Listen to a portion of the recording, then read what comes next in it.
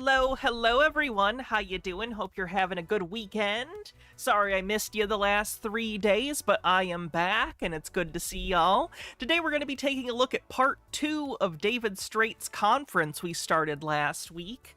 So it should be fun. It's about the same length as last time, so it should take a little over 2 hours, maybe 3 hours or so, depending on how much we actually talk about. Should be cool. Good to see you, Felix, Ken's sister Sue, Jillyfish, H. Baird, Terradona, Jayza Proxy, Pickles Bunny, Fuck the USA, Mr. Blast, Nearest, how's it going? Turquoise Shores, Rick M, welcome, and anyone else who's in chat that I missed. Resting Stitch Face, thanks for a 30 stream streak. Hey James over on YouTube and Neon Talons, what's up? And Weird Girl, hello. Rick M with 40 bits says, missed ya. I missed you guys too. But it was a good couple days off and I worked yesterday and wasn't too bad. So, anyway, little stuff at the beginning. If you like the stream, do me a favor on YouTube, hit the like button. I'd appreciate it. If you like supporting the stream, it's a brand new month, so you can always become a member, use super chats, and over on Twitch you can use bits and subscriptions. Cool beans. Trey says, I'm really curious, and I know it'd be very hard to look into, but does this dude have any history of running cons before the whole sovereign citizen thing? I know for a lot of these dudes, they change how they present themselves, or they delete their web history of it, but it usually takes them a while to find their grift that they can really make their own. See, that'd be interesting. I've tried to look into David a little more, but there's very little about him online prior to his sovereign citizen days, so I can look more, but so far I haven't found anything. I missed your bits, H. Baird. Sorry, let me see if I can find those. Did David Straight ever do a collab with Marvin Gaye? Their dual band would be called Darvin By. Darvin By. So yeah, I think that's it. We can jump into it. Cool beans. Let's go.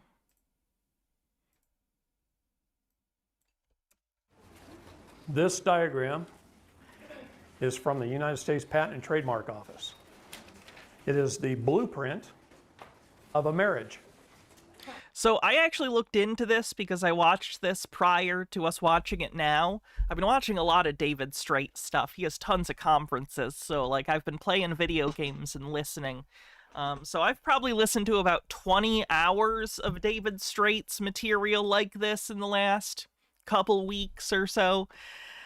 He makes this claim a lot about the marriage pyramid. I've at least seen him make it 3 or 4 times. I couldn't find this anywhere.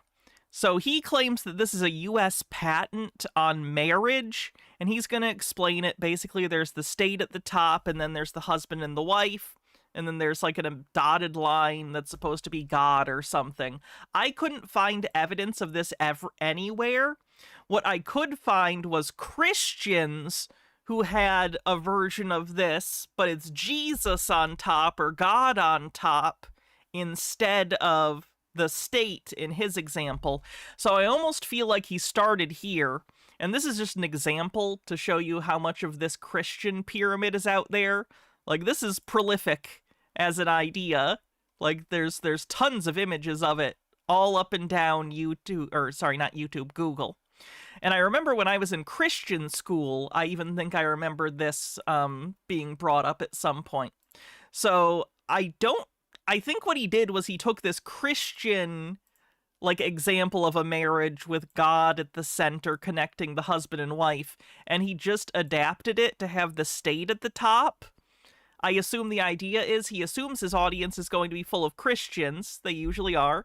And he thinks he can show this and they'll go, oh, this is a perversion of the marriage that God wants with God at the top. They put God as a dotted line at the bottom when he's really supposed to be at the center.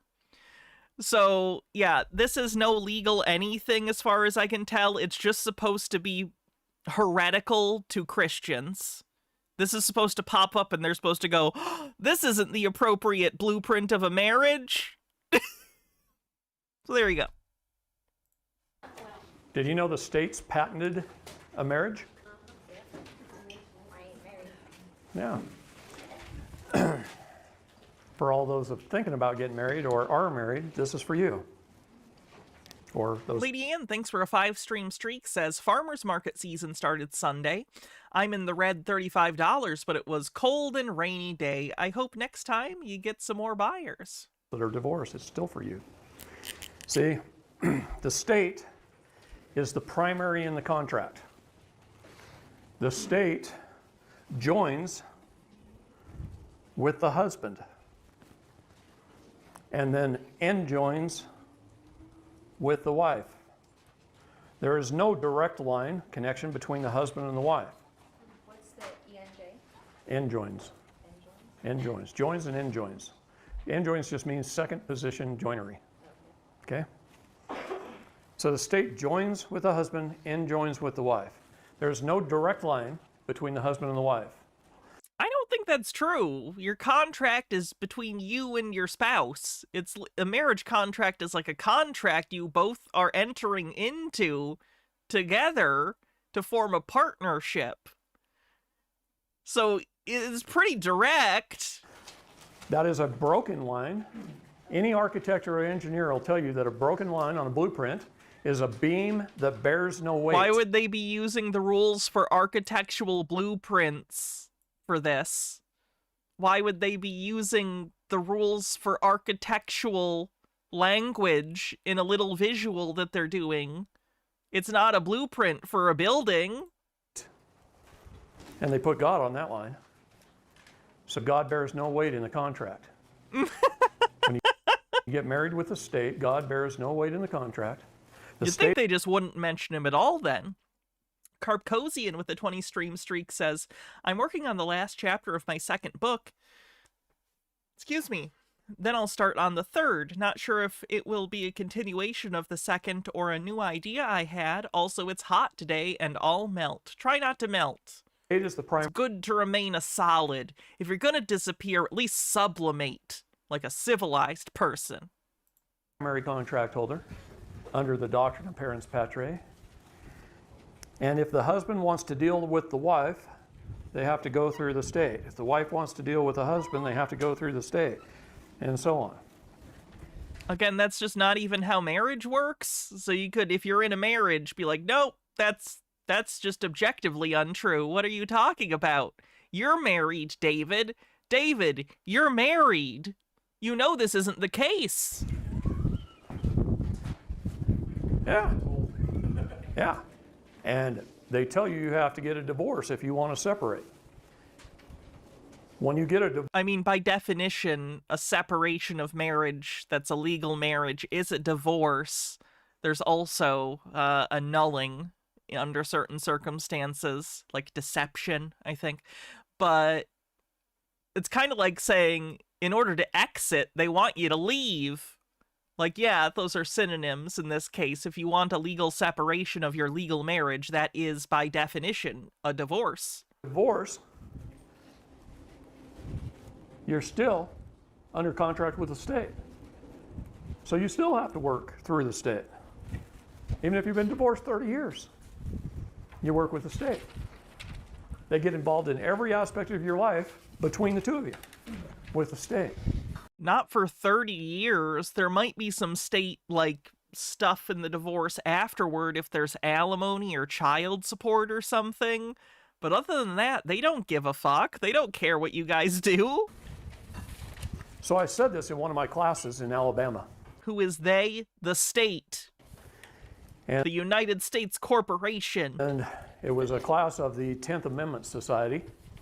And the 10th Amendment Society down there took this to their state legislatures. The Illuminati. And the state Oh, David Straight's into JQ conspiracy too, so. of Alabama no longer issues marriage licenses. Wow. They do what I tell them to do. And what I tell them to do Did he is say to the take a state Holy of Bible. Did he say the state of Arizona doesn't do marriage licenses? Which state did he say, to be clear? Sorry. And the state of Alabama Alabama. no longer issues marriage licenses. Wow. They do what I tell them to do. And what I tell them to do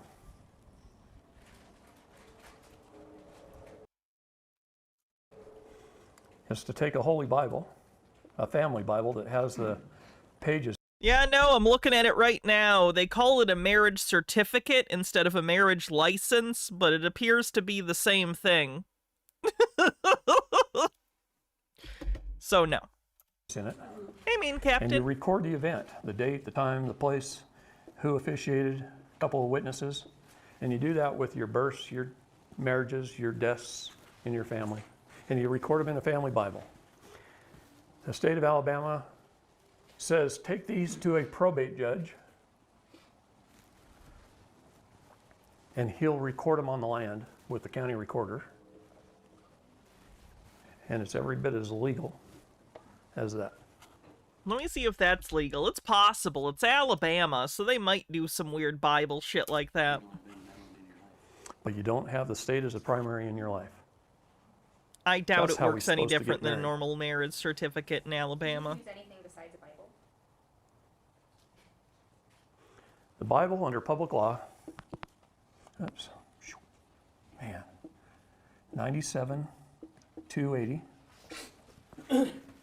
Public law 97-280, the Bible is law. The Bible is the Word of God. This nation was founded on God principles, and the Bible is law.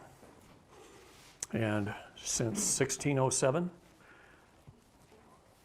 we the people have been recording our marriages, our births, and our deaths in the Bible, and recording them on the counties of this country since 1607. It wasn't until the 1930s that So I can't find anything about the Bible thing, but kind of in the opposite direction, Alabama is one of the states that doesn't require an officiant. Like, you can just get married and tell the state, and they'll just, like, be like, okay, you fill out this license. You don't need an officiant, though. So, arguably less religious, because you don't need to have some sort of religious officiant. I know you can always get married by, like, a judge or something, but often for many people, getting married in a church is kind of a thing for their religion, so it's funny that they actually don't require it. So we started doing this. Any religious book, you have And yeah, I couldn't find anything about this Bible thing, so I assume he's just making it up. For David, it's usually easiest to assume he's just lying, because he lies about everything. He lies all the time. It's a huge grift. But I do like to look into these things, just to check. freedom of religion. But this country was founded on Christian principles. So as far as I know, it's any It was arguably founded on Enlightenment and deistic principles at best. Christian Bible. So the Bible, specifically the 1611 King James Version, was declared the Word of God, was by Congress made public law. Okay. Are Christian nationalists like this who say that America was founded on Christian values, do they understand that, like, Europe was already ruling allegedly based on, like, biblical principles? Like, Europe was full of kingdoms that all claimed that their head of state was selected by the Christian God specifically. The Catholic Church had a ton of power. Like, do they not understand that, like, it's arguably the opposite of that, why America's governmental structure was interesting, because it was largely secular, at least in its foundation. You know, how it's supposed to function, whatever. It's the best I can answer that answer for you. But this is a problem. There's nothing, Wannabe says freedom of religion or from religion. no line between these two, except through the state. Would we be able to do that in Utah? Get married this way and go do a probate? No. You can do it in any state. Now, the church may not accept that. To get a temple recommendation. That's so funny. He said that Louisiana did this a second ago. He just said this was like a thing in Louisiana that he convinced them to do. Now it's every state? And they may require you have a marriage license with the state of Utah. See if they've been bastardized. Okay? It's not up to me. Isn't Check. that now just a money generator, though? Yeah, well, of course, but it's more than that. It's to keep your persons legal, which is the undoing of God's laws, to keep control under the doctrine of parens I patriae. like that he just redefines words and then builds on them until he constructs a cage of a world viewed around you that you can't see out of because you're so blinded by a fucked up, like, how do I put this? He gets your definitions so twisted up that you can't even argue your way out of it because you're so buried in special definitions. One P, Alabama, not Louisiana, sorry. 1P, 2Ps. Okay? State as your parent. Once we understand these basic principles, now you can move on and you can solve things. But until you know the basics, you can't solve anything. You just go around in this big old dumb circle and keep getting taxed your whole I have Morrow Cat. life. Taxed in one way or another, whether it's a fine or go to jail, whatever. See, I started talking about indictments. If you don't pay the bill, you're brought up on charges. If you don't pay the charges, you're asked a bond. If you don't pay the bond, your body is held as surety for the bond while they steal from your trust. They take from your trust. I gotta go back and re-listen to Go to that. jail, whatever. See, I started talking about indictments. If you don't pay the bill, you're brought up on charges. If you don't pay the charges, you're asked a bond. If you don't, whether it's a fine or go to jail, whatever. See, I started talking about indictments. If you don't pay the bill, you're brought up on charges. If you don't An indictment isn't a bill pay the charges, in the monetary sense. An indictment is not a charge of money. you're asked a bond. If you don't pay the bond, your body is held as surety for the bond while they steal from your trust. There's no trust. There's no trust to steal from, and your body isn't surety. Your body is being held because you are criminally liable, allegedly, for whatever it is, and they're holding you until your trial. They take from your trust to give you trust out of your court Midnight, thanks for a 7-stream streak. Says 6-7 with the little thing. Fuck me. case number, which is a CUSIP number. It's regulated by the Securities and Exchange Commission. You can look them up. Fidelity.com, if you know how to navigate their website, they make their website hard to navigate. An easy one is GMEI Utility. GMEI Utility, you can simply go up to the upper right-hand corner, click on the little hourglass, it brings down a little search window and it says, search for an LEI. And you type in your birth certificate number or your social security number or any of your CUSIP numbers. LEI. Those aren't QSIP numbers. A social security number happens to have the same number of digits as a QSIP number, but it's not a QSIP number. Just because they're a string of digits with the same number of digits doesn't mean they're the same thing. And it will show you the companies that are buying and selling you. Yeah, Jody pulled it up during lunch on her. How many thousands of accounts did you have? 150 some odd thousand. Mycelium Menace, thanks for gifting a sub and thanks for gifting a sub and Just under- kicking off the first sub of the month. Much appreciated. Your social security? Yeah, so that's one CUSIP number of hers. And she had 100,000 plus companies buying and selling her. How much money did you have in there? Well, Will it show you how much money you have? well, they buy them in groups, bundles. Okay. 10,000, 25,000, 100,000. Okay, let's just say they average $25,000 times 100,000. Look how many zeros that is. Okay? What would be the value underlying the asset? Why would anyone trade it? What's the value of the asset? Sorry, it annoys me. The way they construct economies that make zero fucking sense. Bittergrin, thanks for a 420 stream streak, says 420 blaze it. You're worth millions and millions and millions of dollars. They have done a very good job I just don't see it. investing, Mindfad, thanks for hypothecating, buying following. and selling, rolling those things over. They bundle them, they roll them over, they hypothecate them, and 151,000, almost 152. yeah, almost 152,000 companies buying her United States Treasury bonds under her CUSIP number. And just for the info, my And she can't even go buy a brand spanking new Lexus. See? You see what I mean? Hundreds of millions of dollars in her account. we did it on a dead person's social security, and they're still doing it. Oh, yeah. They're still doing Yeah, my It's almost like those numbers aren't people's social security numbers, and you're just looking up random QSIP numbers and assuming because it's the same number as someone's social that the things that are being traded under the QSIP are the person. If the person was dead, doubly I ask, what is the underlying value of the asset? dad died in 1989, and I think it was last year, I pulled his Social Security up. They're still buying and selling him. They don't care, see, they don't care. It lives on in perpetuity forever, Yeah, because to them, we're all dead already. right? What difference does it make, Yeah. right? That's why they refer to us as chattel, which is cattle. And now I think we've digressed to sheep. We've become Ovid. Wow, they all are. They really unironically laugh at a sheeple joke. Not even a joke, just being like, haha, other people are sheep. And they go, yeah, they're sheep. Ha ha ha ha ha ha. Oh my god. United States Code is a wonderful thing. I keep telling the people. Sometimes the crowd reaction is more disturbing to me than the stupid lies he tells.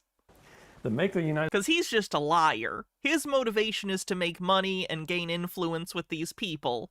It's terrible, it's immoral, but I understand the motivation. The people in the audience genuinely just eat this up. They just actually love it and believe every word he says. United States Code your friend, because that's how we hold Someone did make a sheep noise, yes. our public servants accountable. Sometimes it's fun to make a sheep noise. Meh. Meh. It's not for them to use against us, but they do use That maybe was a little more goat. That came out more goat than sheep. it against U.S. citizens, because you're one of them. Meh. They use it against each other. So if you're married in another country, it's the same thing with their certificate. Well, if it's a United Nations country, how many people think we won World War II? No, come on, really. How many people actually think we won World War II? I guess it depends on what your definition of win is, but I'd say we did all right. Most people think we dropped a bomb on Hiroshima and Nagasaki and Japanese surrender and we won World War II. I'd say most Americans think that. No, just Berlin was happening at the same time. Japan surrendered. Okay? Out of all of our enemies and all of our allies, we were the only country that was not a United Nations country.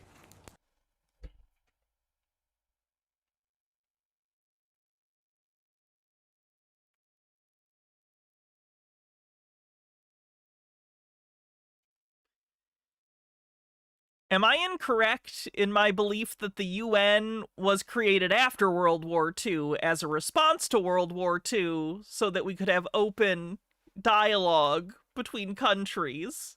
No one was a UN country prior to World War II. So that doesn't make any sense. So the only way we ended the war was September 7th, 1945. We signed the United Nations Treaty, which took effect 90 days later on December 7th, 1945, which coincidentally Pearl Harbor was December 7th, 1941. So we ended the war technically on the same day that it started.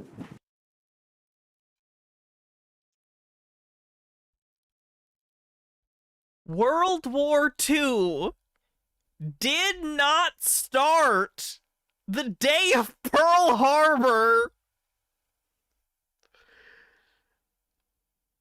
I am continually upset with America's version of World War II. Phoenix Leftist, thanks for 47 months at Tier 2. Much appreciated. But we signed the United Nations Treaty. We gave them Manhattan Island. How do we know that? Well, Rudy Giovanni, when he was mayor of New York When did it start? When Germany invaded Poland. City, the press came to him. Which, what year was that? Was that 38? I don't know the exact year. So can't we do something 39? about all Look it up. these guys with all these parking tickets down there on Manhattan Island?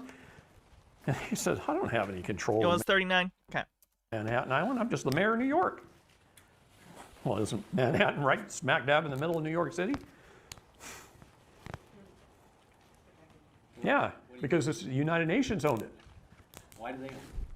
We gave it to them in the 1945 treaty, United Nations treaty. We gave them 50 miles along the Mexican border as well. Did you know that? 50 miles wide. Those farmers down there that are right up against the border think they own Lucas Dawn, thanks for 59 months. their own land. They're sitting on United Nations property. What about Alaska and Hawaii that became states after December 7, 1945? The definition of a duration would be from the beginning to the end, deltoid. If you look in our If you want to argue political events prior to that constitute World War II, that's fine. But, like, that's generally considered the dates. I don't know what to tell you. I'm not in charge of history. I don't know what to tell you, man. laws, it says we have 47 states and Canada in our laws. And Canada. We don't have Alaska and Hawaii. By who, though? They're under the United Nations. Historians, people who study history as their entire life's goal. Is this just sea lioning? Are we sea lioning for no reason? You know what else we gave them? That's not a real profession. Okay, you're just trolling. Part of our national parks, we gave them all of our police forces except our county sheriff's departments. Every city police force in the United States is United Nations. I built the City of Bend Police Department building, and on the blueprints there were 2 locker rooms. Each locker room had 115 lockers in them, and a bench down the middle, and all these lockers. And both rooms were identical, except this one had a vault door, but they were identical. Same lockers. Forgive my artwork. I'm not much of an artist. But when I built the City of Bend Police Department building, I had to build 2 locker rooms. And I said, how come? Well, because this one's filled with the duty uniforms, and this one's filled with their United Nations uniforms. They just have a separate locker room in case the UN decides to do the New World Order. That's good. Switch over. If you look at State House Department publication 6227, written in 19... Oh, you're just being pedantic, deltoid. Yes, we're aware that the events of World War II are caused by what happened in World War I. But by the same metric, you could say that what happened in World War I was caused by aftermath of the Napoleonic Wars and it causing tons of countries in Europe to sign all sorts of alliances with each other that was bound to end up in some sort of large international conflict. You can do that with any event in history and just go back and back forever to what caused it or whatever. 1961.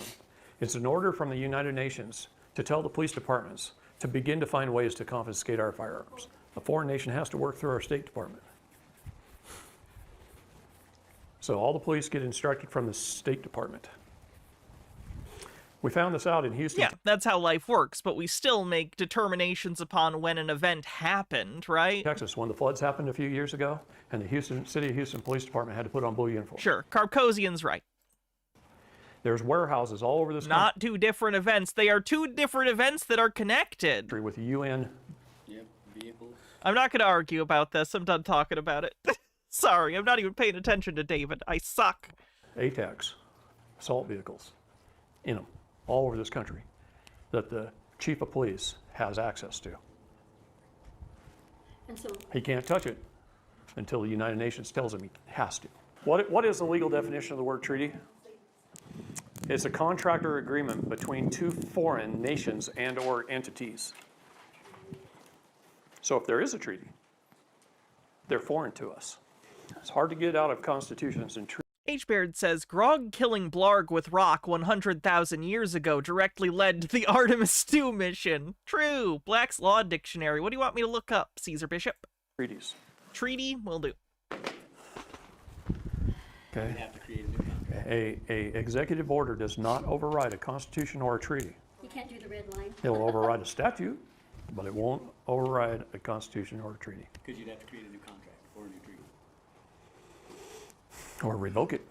Oh, can't you do that? I don't know, not without an act of Congress, and he doesn't have Congress on his side. Congress controls the purse strings. I went to Melania and I said, hey, we need some money to help fund. Oh, he's pretending he knows the Trumps personally. That's funny. Treaty, an agreement formally signed, ratified, or adhered to between two countries or sovereigns. An international agreement concluded between two or more states in written form and governed by international law. The investigation of child and sex trafficking in the United States, and she went to President Trump. President Trump set aside $5 million to help us. that went before Congress. Congress goes, $5 million, what should we do with that? Let's create a child and sex trafficking task force inside the FBI and give the money to them. They don't do anything.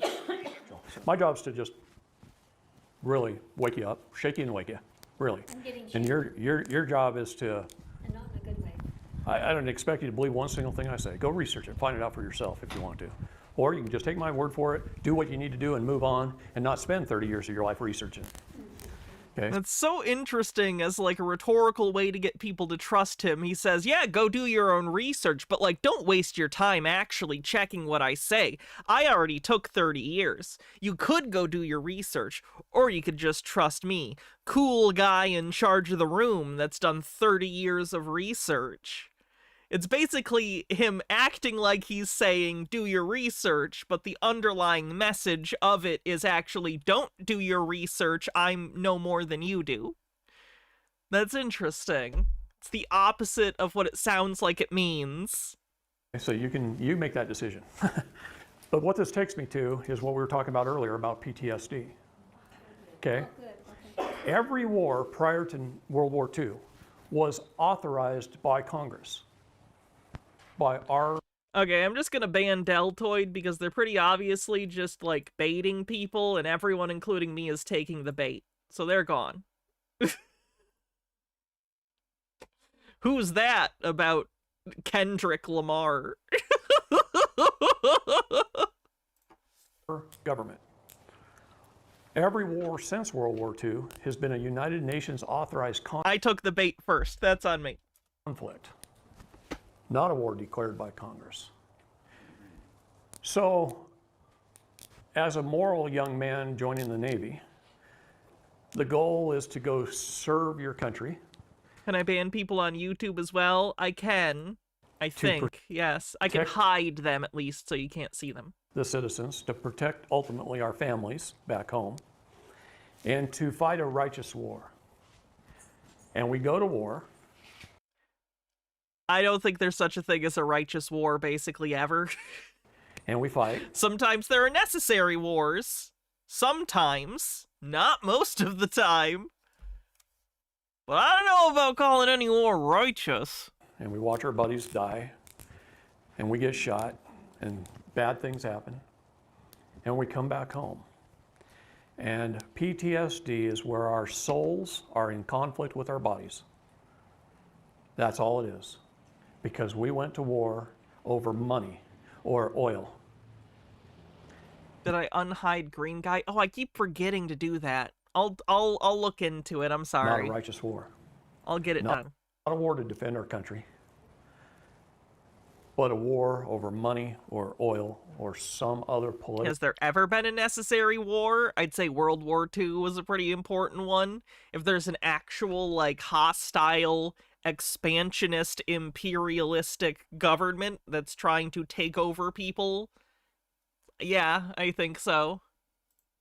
Political aspect. And our souls know that. Our souls know that even though we have the greatest of intentions and the most righteous intentions, Green Guy didn't do anything. I don't know how he got hidden on YouTube. I don't know what happened. we're out there committing murder and other sins. Yes, his whole PTSD thing here is incredibly fucking offensive. To fight a war that's unrighteous. And so we come back with PTSD. And I call this fraud, as I do most things. As if people fighting wars, how do I put this? I don't think morally understanding that you might be doing something that's necessary is going to help the trauma of being in a situation as hard as war, where you might be in a place of killing people.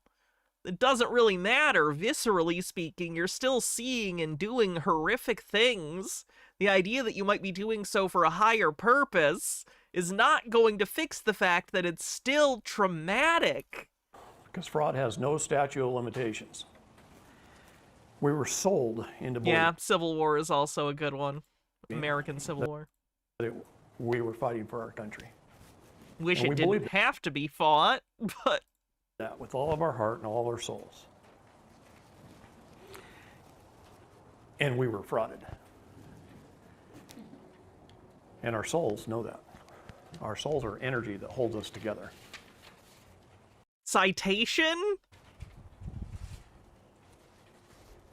And so our souls fight our bodies, and we come back and we're having problems, and some veterans beat their wives or yell at their kids, not because they want to, not because they don't love them, but because there's something wrong with their mind. They're in torment. And they do all manner of bad things, including once every 22 hours commit suicide. And they come back and they go to psychologists and they get on mind-altering drugs, thinking it's going to help them. Oh yeah, this is the part where he says that therapy and medications suck. And what they really need to do is, the nice thing about fraud is, at some point in time. That's the nice thing about fraud. Now let me explain that. At some point in time, fraud must be recognized. Okay? That's not true as an axiom. Fraud can happen and not get caught. The day it's recognized is the day the wheel falls off the wagon and everything comes to a halt. And it vitiates everything that went before it. It can't start moving again until it's recognized, until it's satisfied, until it's settled. As soon as I can tell veterans this story, now they know why. Now they can recognize it. Now they can fall on their knees and ask for forgiveness. They can repent of sins they didn't know. And once they do, most of them are forgiven, and they stop having PTSD. This is one of the most awful things he says, and there's a lot. There's a lot. The idea that he is implying that him talking to someone and just explaining to them, like, this was fraud, and then a little prayer will fix their PTSD. That is not how a goddamn thing works. And I told this story at little BFW halls and Band of Brothers lodges and things all over this country. Is he another fake Navy SEAL? He actually did, yeah. He claims to have a military record, but I watched an actual Vice report on him, and they looked into his military record, and they couldn't find one. So he's just full of shit. He's an awful liar. He lies about everything. He lies about his military service, lies about fixing people's PTSD, lies about helping people in court. He just sucks. Sucked. Past tense. He's dead now. And I've had guys come back to me a month or 2 months later, say, David, I was in therapy for 7 years. They had me on Zoloft and all kinds of different drugs. And the 20-minute talk you gave me on this, now my marriage is better. I have a better relationship with my kids. I'm working again. I'm back on track. Back in line. Thank you. And it brings me to tears every time I even talk about it. But it's until this point in time where they recognize something of what truly happened that they can finally wake up. So this goes with everything in our lives. Everything the government's doing to achieve power and wealth and authority is fraud upon we the people. You ask me, oh, are you an anarchist? No, I believe in government. I believe in limited government. Our Constitution, He wants it so limited he can do absolutely whatever he wants. is one of the most well-written documents. He's not against government. He's just against any government that could constrain him from any course of activity that he chooses to do. In history. So is the Declaration of Independence. We, the people, laid down the law in those documents, and they step outside their scope and authority, it's their fault. And it's up to us to hold them accountable, okay? The problem is we've gone 150 or so years without holding them accountable for anything. And when you don't hold somebody accountable, their rowdiness, their authority grows and grows and grows out of control. And that's what's happened. It's time to slap them back down. See, the Constitution laid out 19 governmental services. We asked and set up our federal government to provide us with 19 governmental services and no more. I don't know where he gets that "and no more" language. I couldn't find it anywhere. But either way, the Constitution itself sets up the ability of the government to make new laws, which obviously they assumed could be used to introduce new services, potentially. The idea that they never expected any other services to be added to the repertoire of what the government does is just absurd. Not only that, but the states have their own ability to create their own services, and they have. So I don't know what you're talking about. You just seem upset that the government does anything, and I don't really have any empathy for someone like that in this day and age for pretty obvious reasons. Lilac Rosenberg with 40 bits says, this is the crazy day. This is the crazy day like Heaven's Gate. You guys, I have no idea how many people he was having by the end. Hold on, let me show you real quick.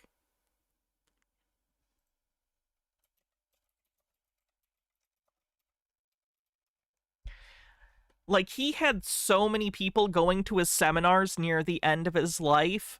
Like, I'm concerned what would have happened if he had been able to keep going. This is even a shot that shows most of them. He had like 250 people at one event I saw. This shot is not doing justice to the amount of people in the room. Where was the other one? Either way, you should know that he was gaining quite a following. Very concerning. What was the nearest Crowhill? What do you want for the Black's Law Dictionary request? And the "and no more" is a pretty big deal. 18 of them are clearly listed in the Constitution, and one of them is in the preamble.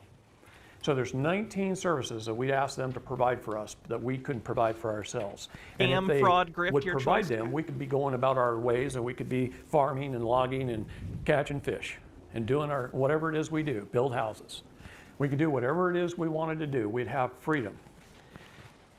Did we ask them to provide us with 6,000 services and force us at gunpoint to pay for them? No.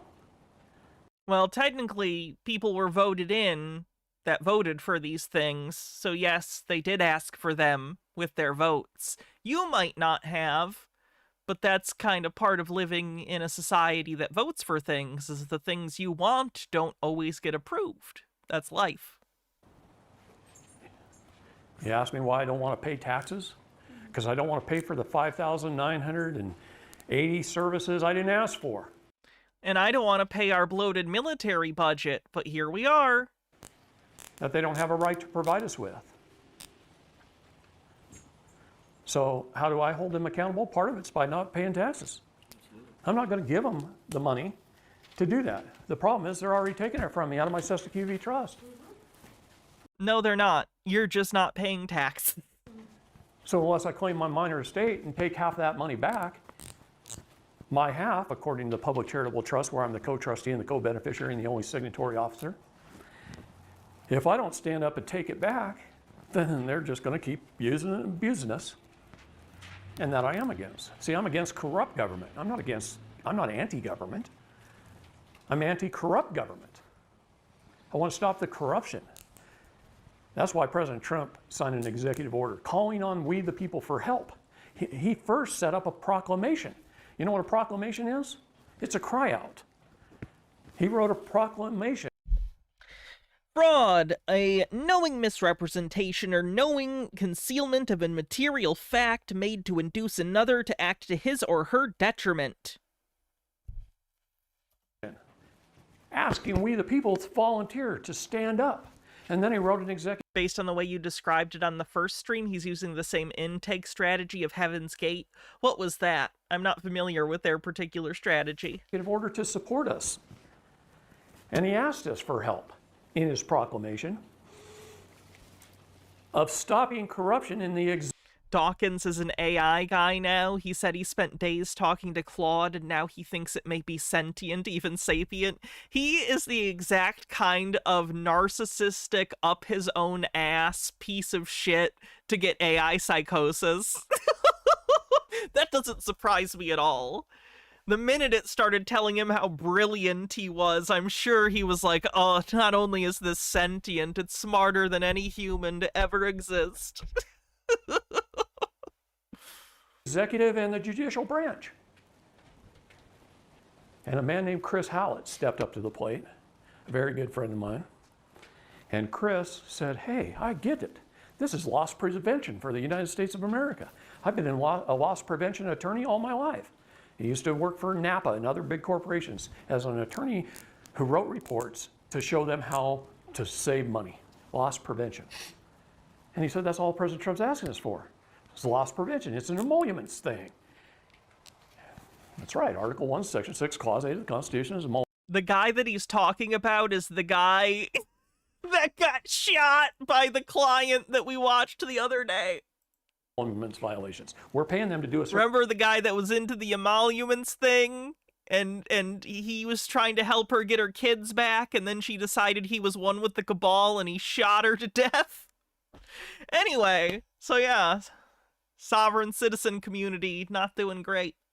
Max Power says, hi Hannah, thank you for covering more of this crazy man.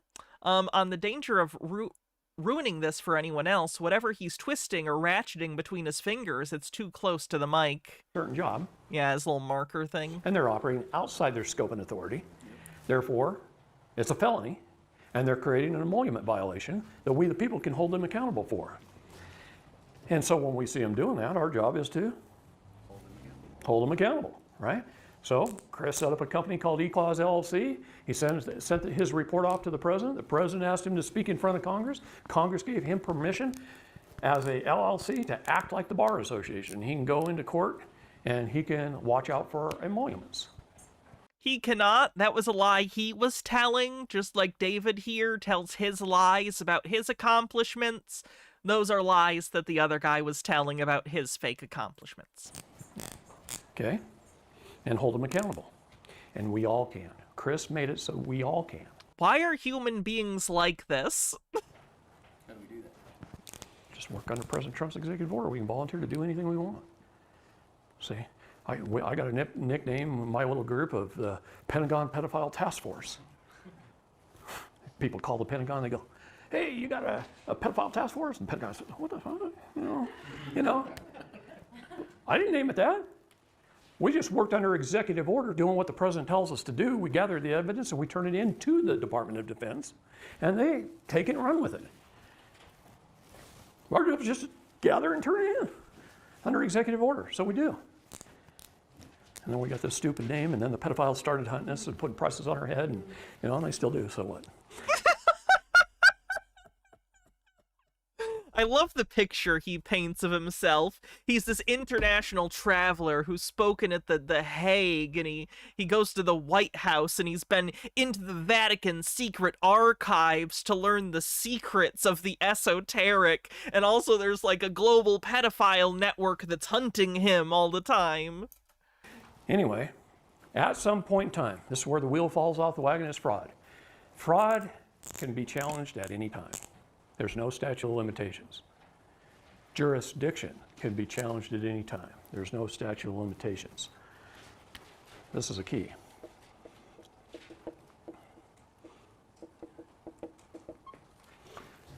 Two things that can be challenged at any time. You can be 20 years into a life sentence, challenge jurisdiction due to the fact of fraud, and walk out of prison.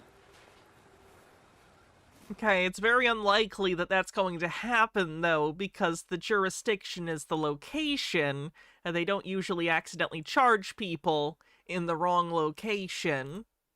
There's a lot of that. More fraud. There is. Everything's fraud. There was no full and honest disclosure of the birth certificate, for one. Did you know a vessel had been created in your name? When you got a letter in the mail and it was addressed to your all caps names, you just think somebody made a spelling error? You see what I mean? No, they're sending a letter to your vessel. They're calling the vessel. No, it's to you. It's in all caps because it's legible that way. Summoning the vessel. Are you saying that on the birth certificate Yeah. What if it wasn't? What if it wasn't? So it wouldn't be valid? It's always all caps on the birth certificate. On the certificate of live birth, it's not always. Okay. Okay.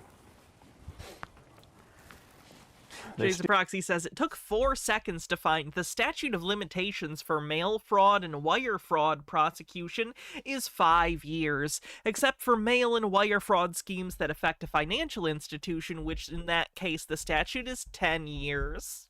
steal your soul. They take But never. There's no statute. He said it. your soul prints at birth. They send you out to sea, presumed dead and lost at sea until you return and claim your minor estate. Legal definition of the word minor: somebody under the age of 18 or somebody of any age who hasn't claimed their minor estate. We're all minors in this room. Over and over again, the Bible teaches you to take dominion of the jurisdictions: land, the air, and the water. When you take dominion, then you're above anyone trying to control you. You're sui juris. You're of your own rights. Your rights are unalienable. Therefore, no one can control you.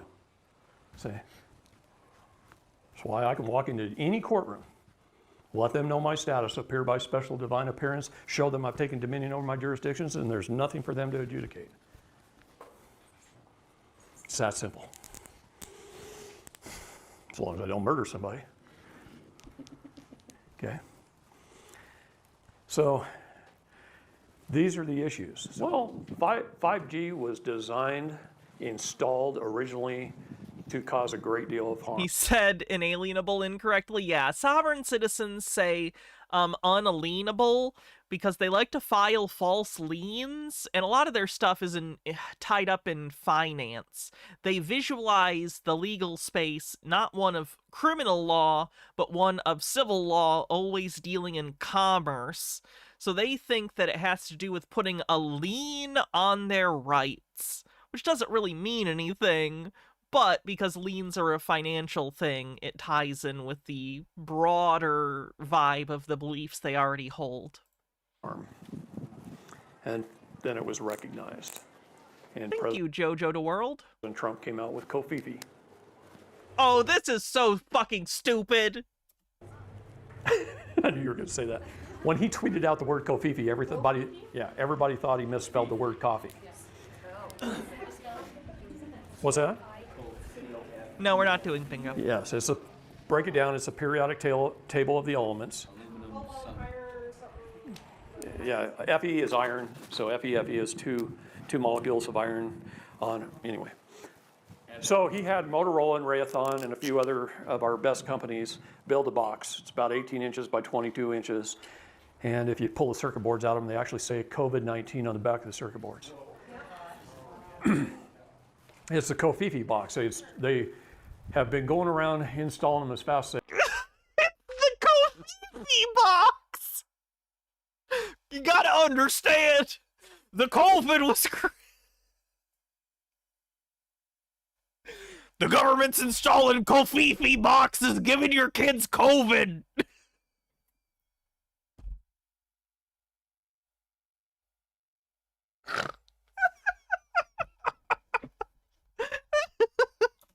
they could on all the 5G towers, trying to get them all installed before they were turned on. They didn't get them all installed. They had to make millions of these things.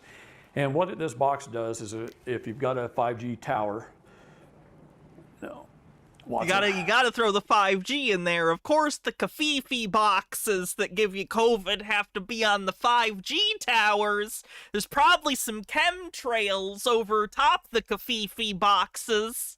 little things on it. 5G are supposed to be the narrower ones. Yeah, they put the box on. That creates a magnetic field that surrounds the tower. It turns the 60 hertz to 432. Oops. Anyway, to 432. What is 432? Have I seen the new guy doing Alex Jones' voice on the new InfoWars? Tim Heidecker? Yeah, I know. Yes, I am a big fan of Tim Heidecker, actually. I really hope that all this, legal stuff gets fucking dealt with, because he's the perfect choice to play their sort of Alex Jones character. That's right. Because we're It created No, Green Guy wasn't banned from YouTube. He thinks he was, but we can't find him on the ban list, and we didn't ban him for anything, so I don't know what's going on. Evil to righteousness. Here's another thing that people don't realize. Humans vibrate at one of three frequencies: What does that even mean? celestial, telestial, and terrestrial. Wait, I gotta hear it again. Vibrate at one of three frequencies: celestial, telestial, and terrestrial. Celestial, telestial, and terrestrial. Okay. What frequency is this? If I just like, whoa! Is that the celestial one, I bet? It's probably that one. Three frequencies. Let's tell you something. You ever watch the show The Jetson? Is telestial a Mormon thing? What does it mean? What is the meaning of telestial? I'll look it up. Give me a sec. Those are the layers of Mormon heaven. Wow. Okay. The telestial kingdom. Okay. Okay. The telestial kingdom is the lowest of the 3 degrees of glory. I don't understand what that means. I'll just leave it at Mormon shit. Yep. Sorry, H. Baird. Let me go find those bits. H. Baird says, what's next? Laurel versus Yanni was a clue about the Ukraine war? The dress. The dress was in on it, too. You know about the white hats? Go to Jetson White on YouTube. This is a military intelligence channel on YouTube. Jetson White.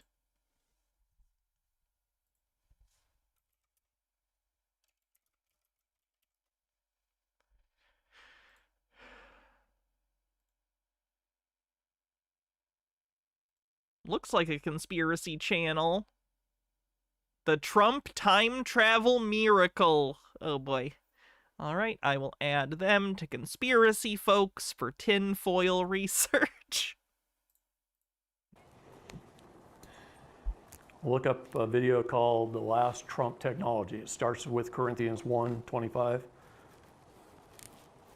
That's a fun verse to read. Anyway, kind of fun to look at. You'll learn things about the show. I'm so curious what happens in these cuts. There are cuts occasionally, and I do wonder what's in those parts, because there have been videos that I've seen of him where he makes statements that are a little more extreme, and I'm wondering if the segments that are cut out of some of these YouTube videos are the more extreme stuff that some people are cutting out to make him more appealing to a general audience. Schumann residence, and there's an island off the southeast coast of Africa that our U.S. Navy has been guarding for a very long time. And Grab your Bible and go to Corinthians 1:25. I will actually, hold on. What is that? Corinthians 1:25.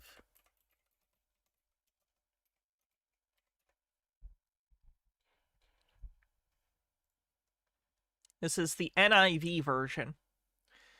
For the foolishness of God is wiser than the human wisdom, and the weakness of God is stronger than human strength. That's 1 Corinthians 25.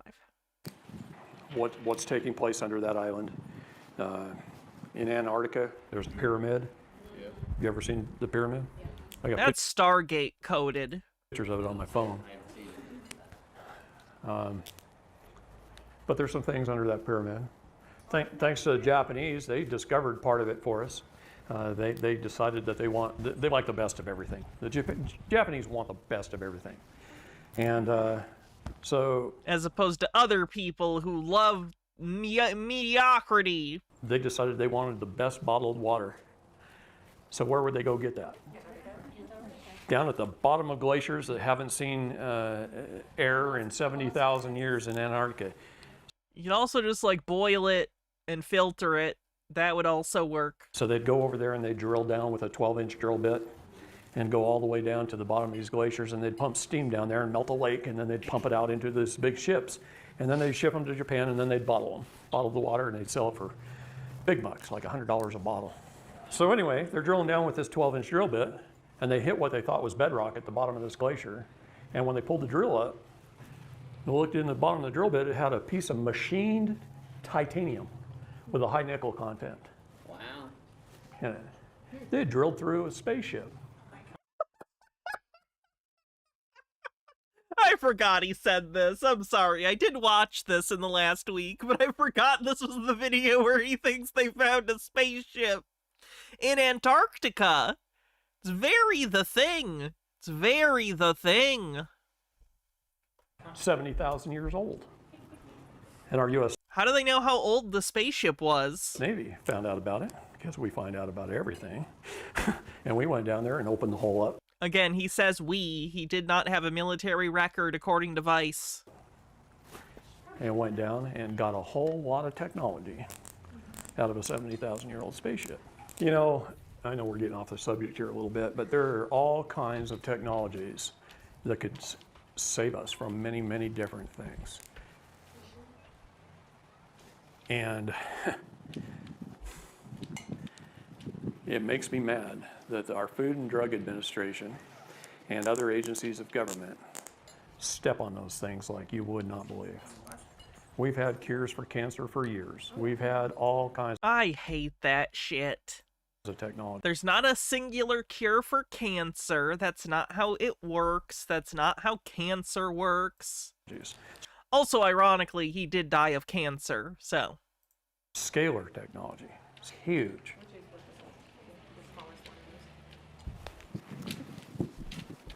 The scalar is, we've actually covered the scalar guy.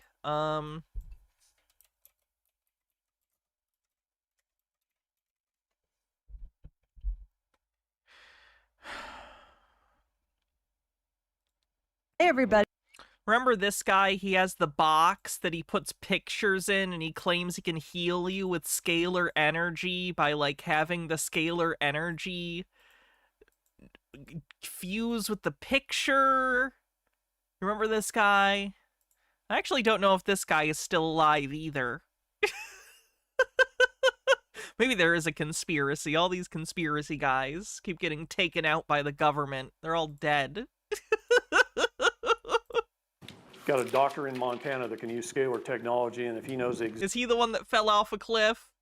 I think he was. I think he was the guy that fell off a cliff, yes. Yes, he was. exact GPS coordinates of a guy that's sick in Africa, he can cure him from Montana using scalar. Scalar technology can be used for good or evil. It can bring down an airplane. It can freeze and or microwave, depending on if you're positive or negative it. Depending on the size of the unit that you use. It could freeze an army in its tracks, turn them to ice, or it could melt them in its tracks, or it could be used to cure malaria. Scalar technology can be used for anything. Because it seems like it's just wiping everybody out. And we've had it for a long time, since the late 60s. Russia had it first. It was a wonderful technology. And they knew it could be used for good, and they knew it could be used for evil. I've got the CIA report on it right here. It's a wonderful thing. I'm concerned about my grandkids going to school and the masks, and if they don't comply. I'd be concerned too. Yeah. I'd be suing your damn governor right now.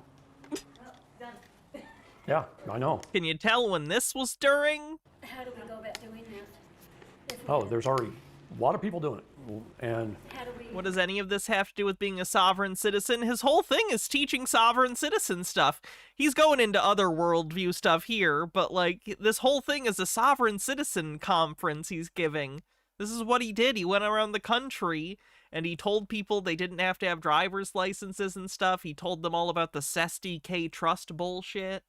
Get involved in- but everybody He needs just also has a lot of other beliefs. to get involved. That document ought to have 25,000 signatures or 250,000 signatures. Okay? The lawsuit document suing Herbert. Anyway, they're following a foreign agency. Okay? The minute they do that, they shouldn't be getting paid by us. Remove them from office. An emolument violation. It's a constitutional violation. I don't think they put that in their lawsuit. But you were going to ask? I'm not an English guy. Me either. I ought to ask him how to spell emolument. EMOLUMENT. Oh, I was wrong. Am I right?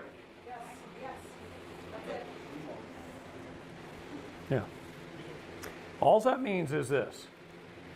We, the people, lay down our laws, okay? This country was founded on the Law of Nations by Vattel, a book written long before there was a government on this shore. The Law of Nations by Vattel. By Vattel. He's the author. The Law of Nations. We, the people, lay down the law. When our public servants... Wannabe says, I have one that would drive Sobsids crazy. At 60, I couldn't find my birth certificate, so I sent for a replacement. It isn't in all caps. It's displayed just as I write it. I don't know if it's a replacement thing or all, but I bet it would set them off big time. I don't think that would set them off. I think they would think it was a new strategy. Oh, I need to get rid of my birth certificate and try and get a replacement because the replacement isn't in all caps, and therefore it's not about having a straw man that they can use in order to get me into court.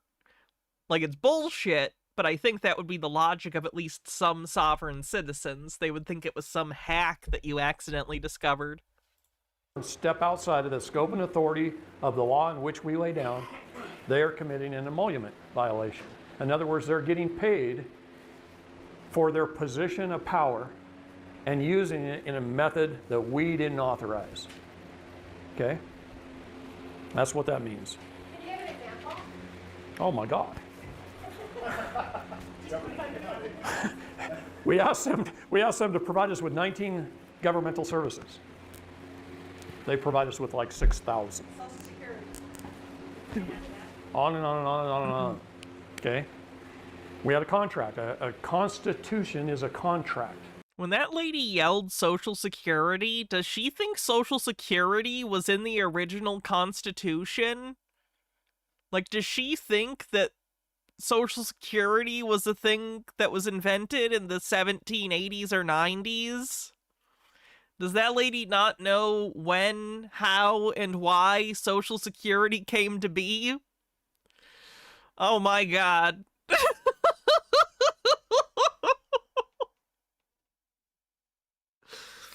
Oh, that explains so much!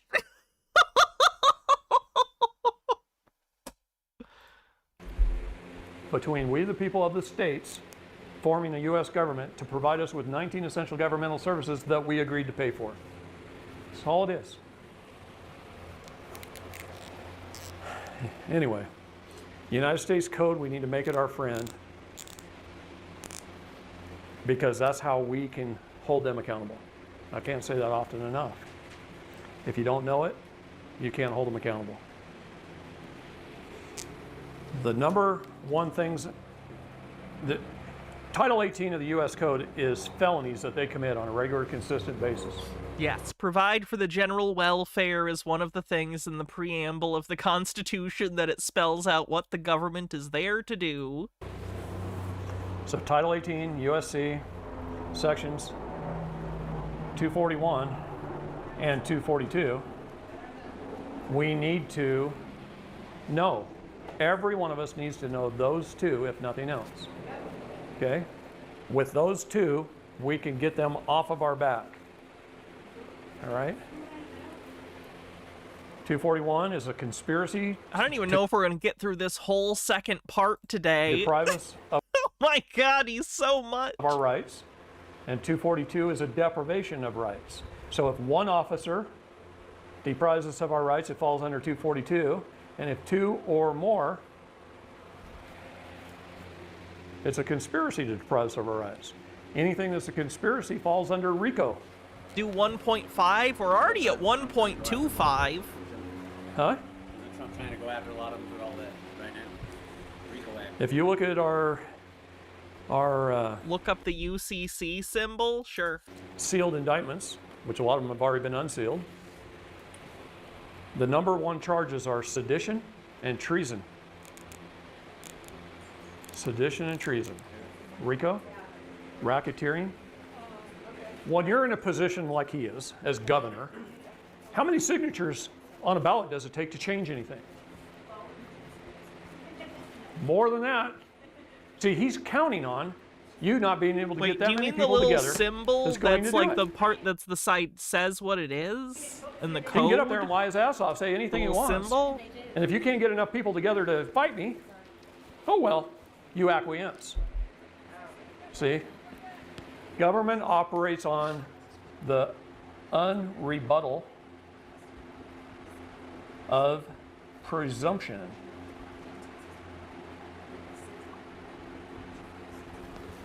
They presume, they assume. This is the part that Cameron has taken a lot from, this presumption and assumption thing. The thing that looks like an ampersand. I don't know what it's called, so I can't look it up. You don't reply. Unfortunately. I tried, but I can't think of how to describe it. You go out on your daily lives, you watch your soap operas, and you play your pickleball, and, you know, Pickleball mentioned. you don't do anything. And they do whatever they want. That's how they... Pickleball has become weirdly conservative coded. Have you noticed that? take power. That's also what parasites do. You know, I was talking about you. All right. So, Section sign. Oh, there you go. This one. Can you see that on screen? You can. Okay. Let's see what his looks like. Oh, we already erased it. Doesn't matter. doesn't matter what you're doing, but we should be able to live our lives, ride our bikes, play pickleball, go fishing. We should be able to do those things and not have to spend every waking moment learning how to combat what they're doing to us. There was a pickleball Hallmark Christmas movie this last year. Baja and I watched it because we like bad Hallmark and Lifetime movies. It was pretty bad. It was pretty bad. During this period of the I'm gonna be okay. Here's the thing about Pickleball Christmas. It's not a Christmas movie. It feels like a script that has nothing to do with Christmas, and then it was a script that was just lying around about like pickleball and a romantic relationship, like will they, won't they thing, and then they just like made it take place during Christmas, so the pickleball club has like decorations up, but it's not like part of the plot. It doesn't play into the themes. It's just bullshit. Anyway. Great Awakening. Sweet Lily Love says there's also a conservative pro-Trump pickleball movie called Pickleball Princess. Yeah, I haven't watched that one yet. I do want to watch it, though. And even before. What happened to that guy that wanted to go pro pickleball? Oh my god! Ah! I think he's still trying, but he has failed utterly. And I think he and his wife are no longer living together, allegedly. It seems like she's at her parents' house with the kids, and he's at his parents' house. So, who knows what's going on with that? I've been doing this about 35 years. We don't know for sure, Bittergrin. We don't know for sure. But they are at separate residences currently, which is interesting. More than some of you have been alive. Okay? And during that time, I have seen many, many groups stand up to fight. And then those groups tend to go away over time because of infighting amongst themselves. They know that. They know you're going to destroy yourself. That's why I tell people I love everybody that stands up. I don't care how you fight. I don't care what group you're in. I don't care if you're right or wrong, as long as you're standing. Because as long as you're making an effort to do so, the people I don't like are the ones that don't make any effort. Okay? Not everybody's... Or just living with parents. Here's the thing, though. If nothing was wrong, why wouldn't they all be living with the same parents? You know what I mean? It's not like he's with them at her parents' house. He's with his parents and she's with hers. They're married. That's so weird. Like, if they're still together, the only thing I could imagine was her parents being like, unless that fucker gets a job, he's not allowed in this house. But other than that, I don't know why they'd be separate then. It's going to be right. No one's right 100% of the time, or our name would be Jesus Christ. Okay? We're just not. I hope to be right as much as I can. But I'm not always right. I try. I try very hard, try harder than most, but I'm not. Okay? But as long as we're standing and making an effort they're not going to get away with as much stuff. They're like that bully Am I little gonna do kid another pickleball episode? I'll see if there's enough videos of interesting stuff. I think that would be fun. on the block whose parents Hey, yo, never it's Caitlin. How's it disciplined. going? And they just steal your lunch money, and then pretty soon they're stealing your You lunch feel like they're popular enough to make influencer money? They're really not that popular, to be honest. box. Like, they have a niche, like, very niche popularity, but most of their audience are also people that hate them, so... And then pretty soon they're stealing your I know you have a Just Pickles stream. As long as I get to eat pickles during the stream, I love pickles. car. Dill is one of the best things on this planet. And that's what they do. They just do it a little at a time. And they gain more and more and more power. And for the last 150 years, we the people have not been good at standing up. We just haven't. The groups have been too little and too small.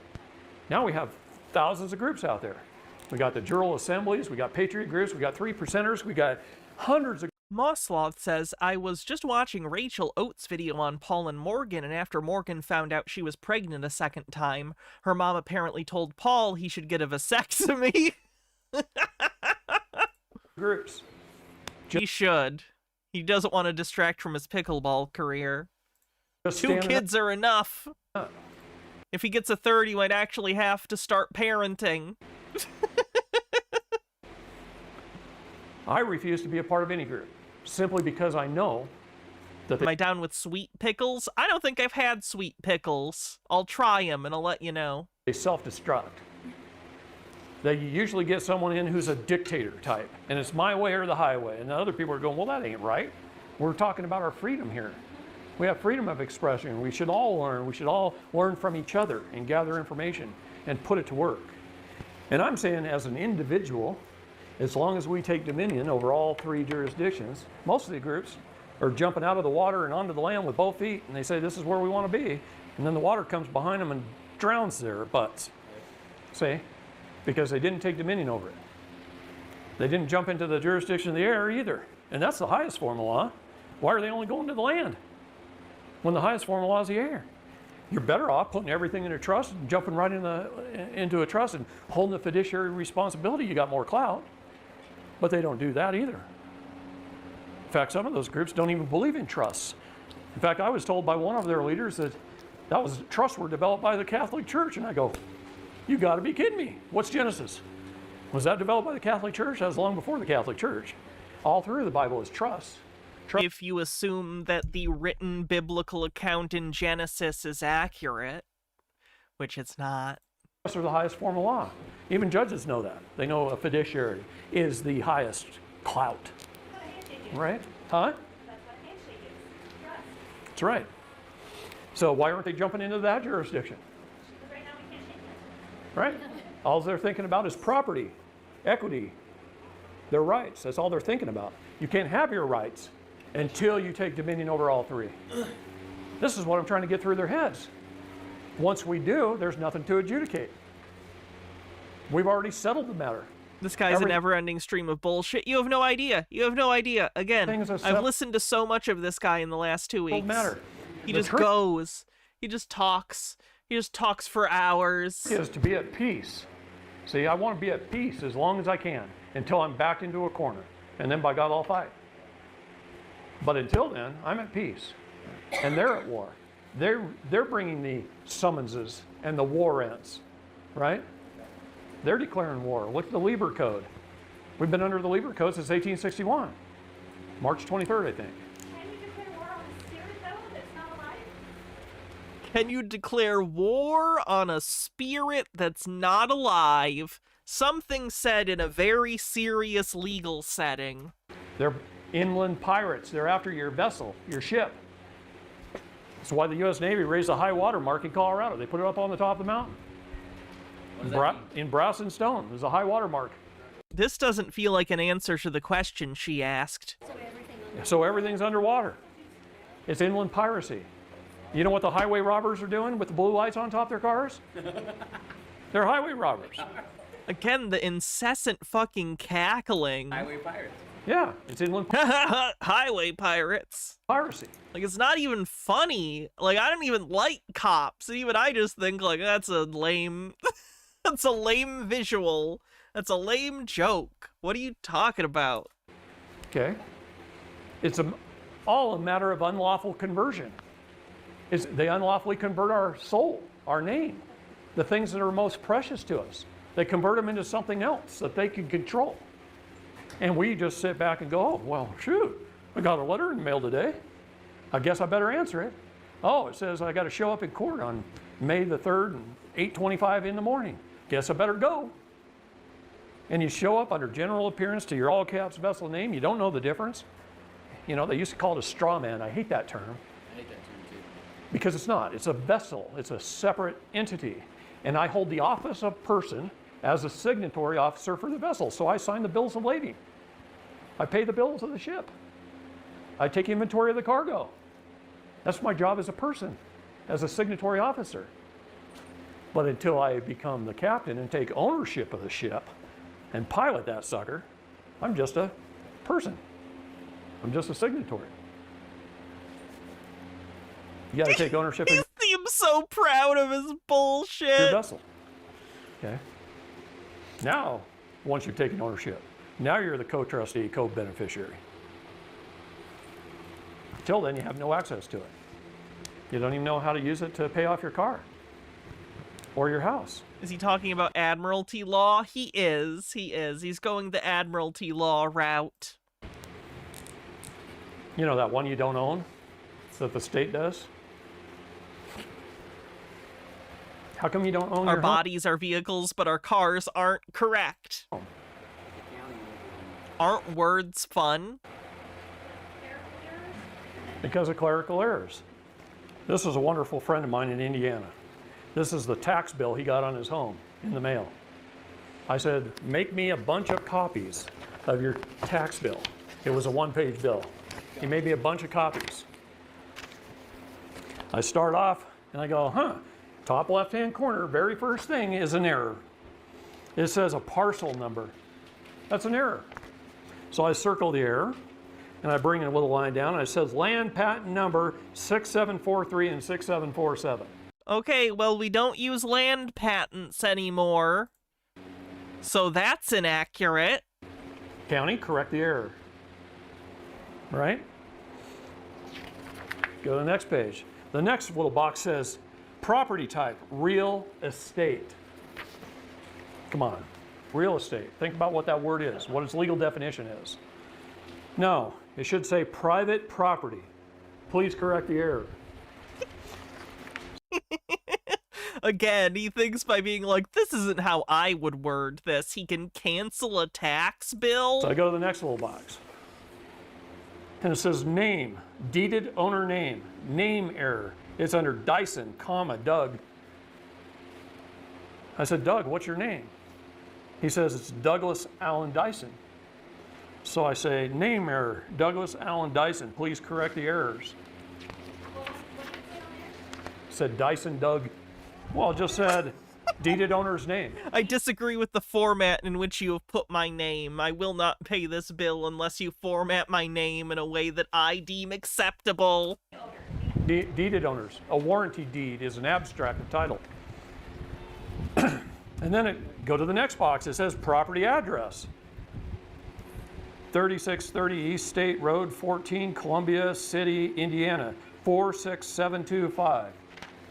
Now, by writing it that way, they put it in the District of Columbia, a federal district. They took it off the map of Indiana, and they put it on a federal district map overlay. Okay? A clear sheet of paper laid over the map that they could make a bunch of errors on. So I said, wait a minute. His address is incorrect. It is in care of 3630 East State Road 14, Columbia City, Indiana, spelled out, not I-N.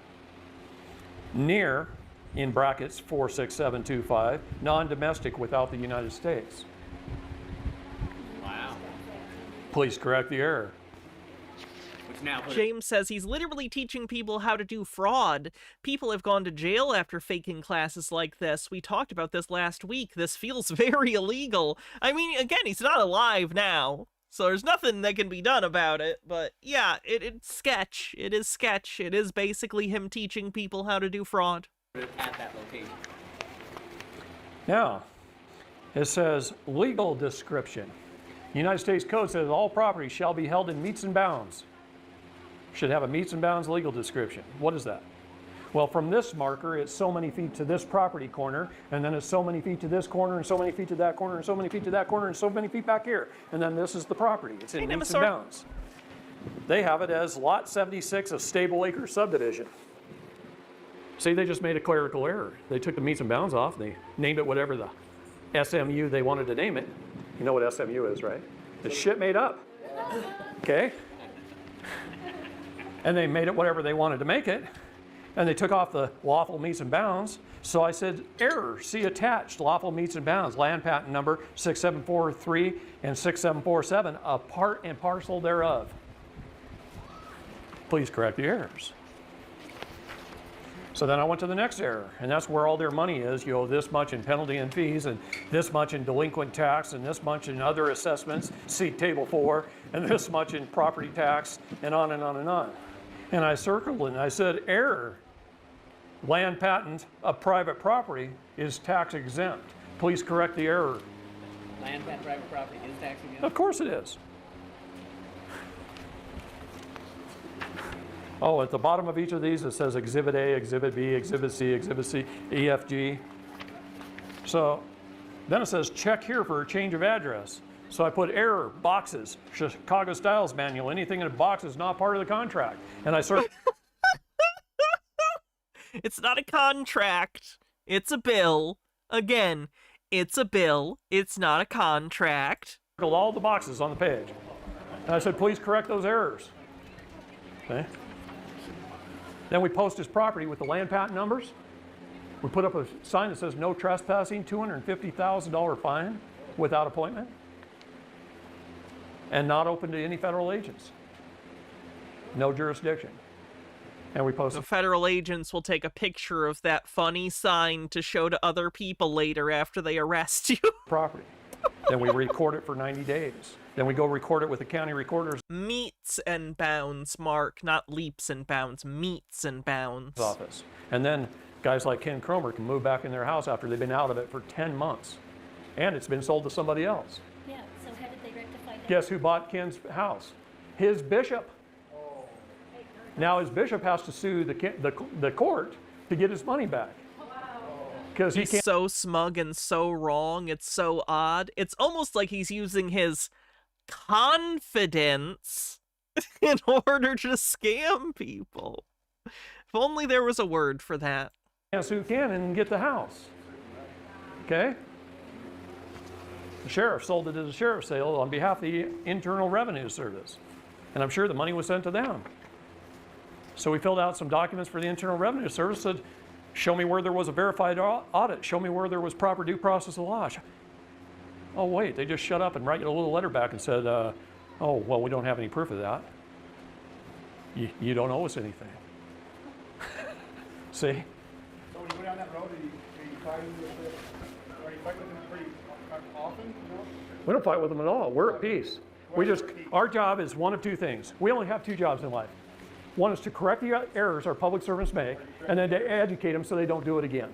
They're all compartmentalized legal idiots, and we have to understand that so that we're not beating them up. Because otherwise we'd be wanting to kick their ass, right? I can only imagine that you're correcting their errors a lot. Oh, it's a full-time job. It's a full-time job. So is that what we should expect? Well, for a while, for 150 years, you've been laxed, and so is your parents and grandparents. So now we got to make up for that. We got a lot of errors to correct out there. Every property gets one of these in the mail. And everything on here was an error. By the time you go through this, everything's circled. So that's why I said they make an administrative error by a compartmentalized legal idiot, and we don't correct. So therefore we acquiesce. Most people would just write him a check for $1,307.73 and $1,254 and $2,562 and say we paid our property taxes, because his property is literally 3 lots right next to each other. How does one determine what their meets and bounds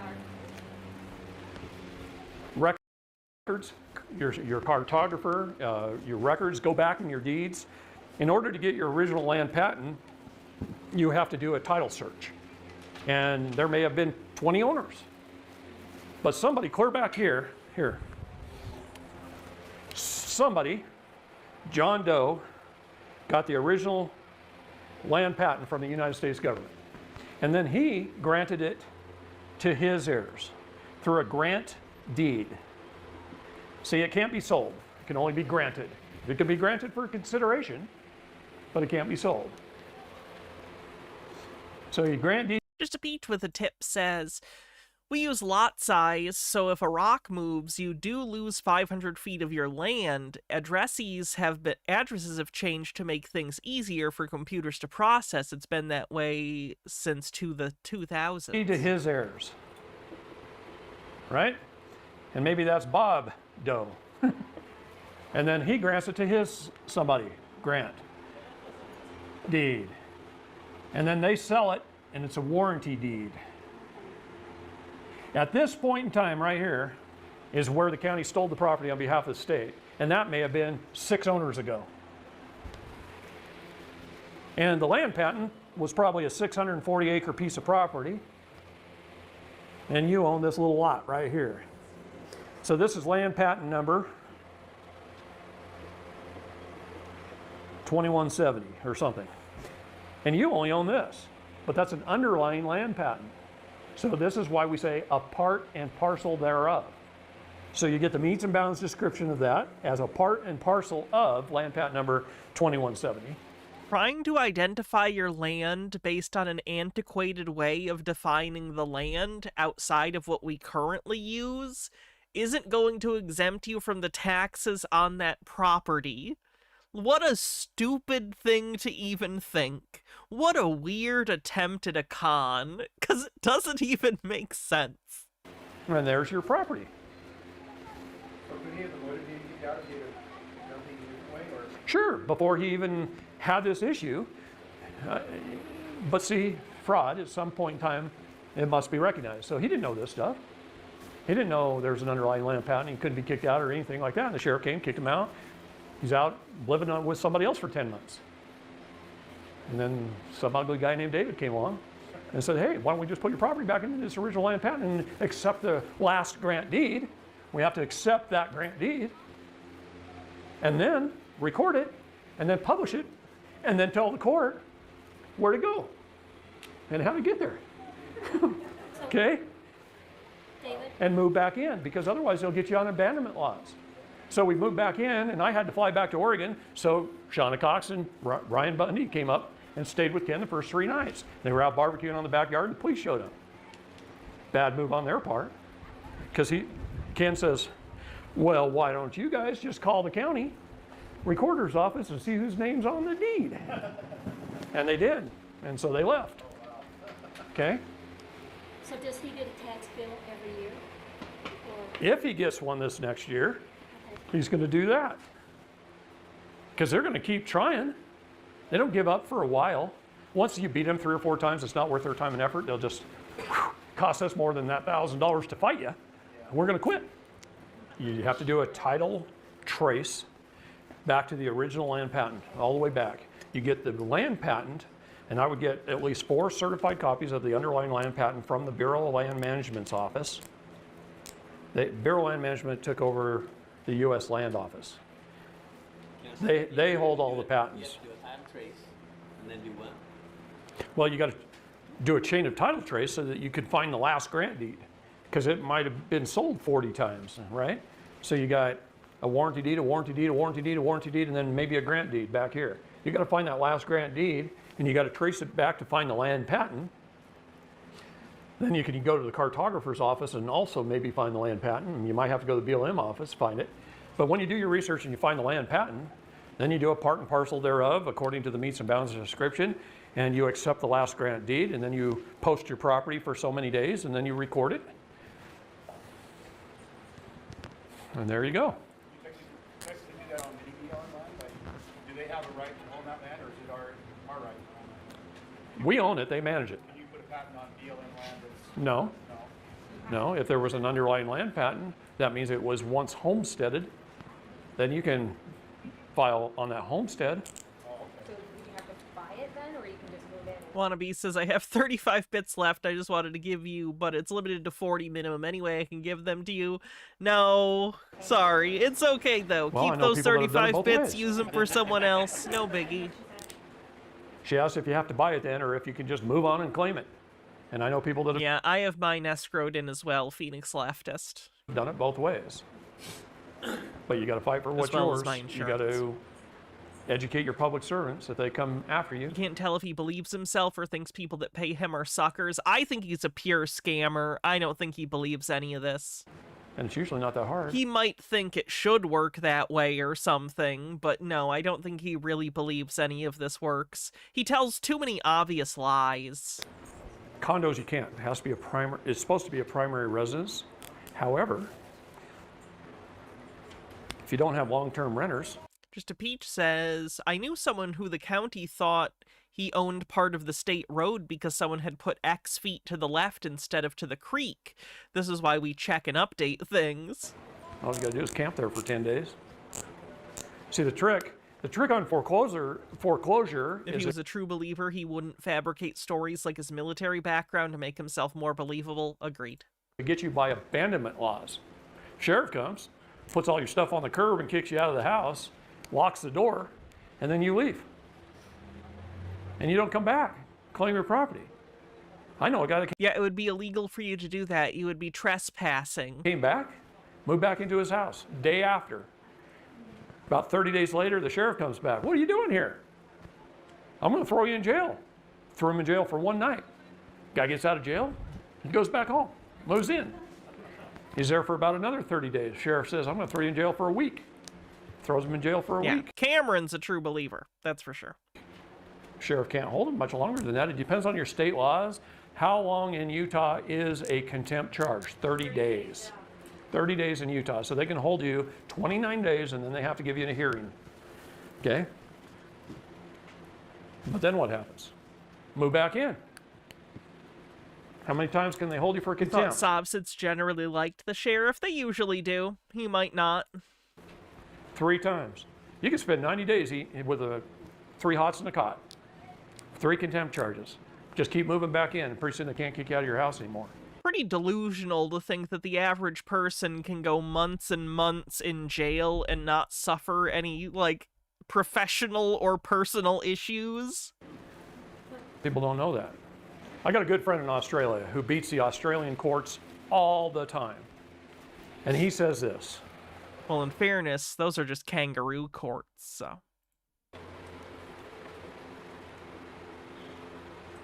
Never give them your last name.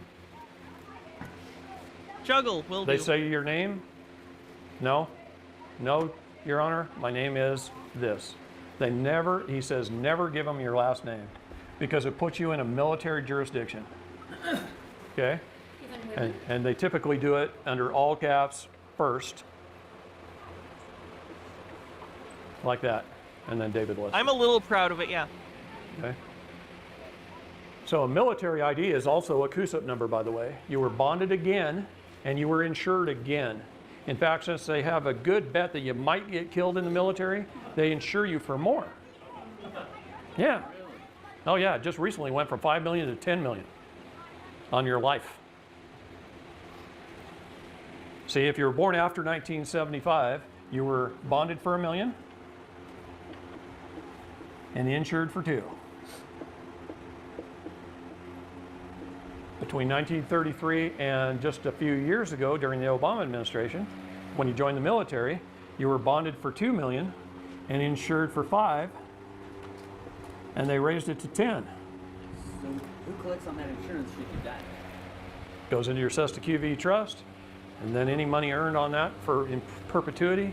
It also pays back the loans, guarantees the loans of the IMF. The initial that Who's was insuring them? Where would that money come from? That's what I'm wondering. Who would insure active duty military in combat? bought and invested. Seems like a bad bet on the insurance company for the, I'm no actuary, but it feels like active duty military in combat would probably be a pretty high risk group. Think of it as FDIC insurance. At the birth, that's what it is. essentially. So this is kind of funny. If the IMF is the lender, the IMF lends the $1 million to the Public Charitable Trust. They just put it out there in the public, right? Then they bond you for $1 million, and they insure you for $2 million. That's a guarantee that they get paid back in case you die of, what is it called when little babies die a few days later? SIDS. In case you die of SIDS. So what is this? This is fiat. What is, I'm just trying to think of the insanity of a system in which a baby dying of SIDS somehow generates $1 million. Like, the insanity of an economy that works like that, like, makes me almost laugh. Like, what even would that economy be? Ooh, a baby was born and died a day later. $1 million changes hands. Like, what? What would that even be? Like, what's the economic activity there that makes sense? is this? That's real money. Oh, really? That's why it changed. So what if you get a paycheck stub? Who works for a living? Gets a paycheck stub. Okay, not many hands around here. Nobody works for a living? Self-employed, so Okay, you get a paycheck stub. You take your paycheck into your bank. Right on. Are you like 1 million years old? You don't get paycheck stubs at most places. It's all fucking digital and direct deposit, you old fuck. Back of your check, there's a line. It says to I have never in my life worked for a place that actually gave physical pay stubs. endorse here, right? If you sign your signatory,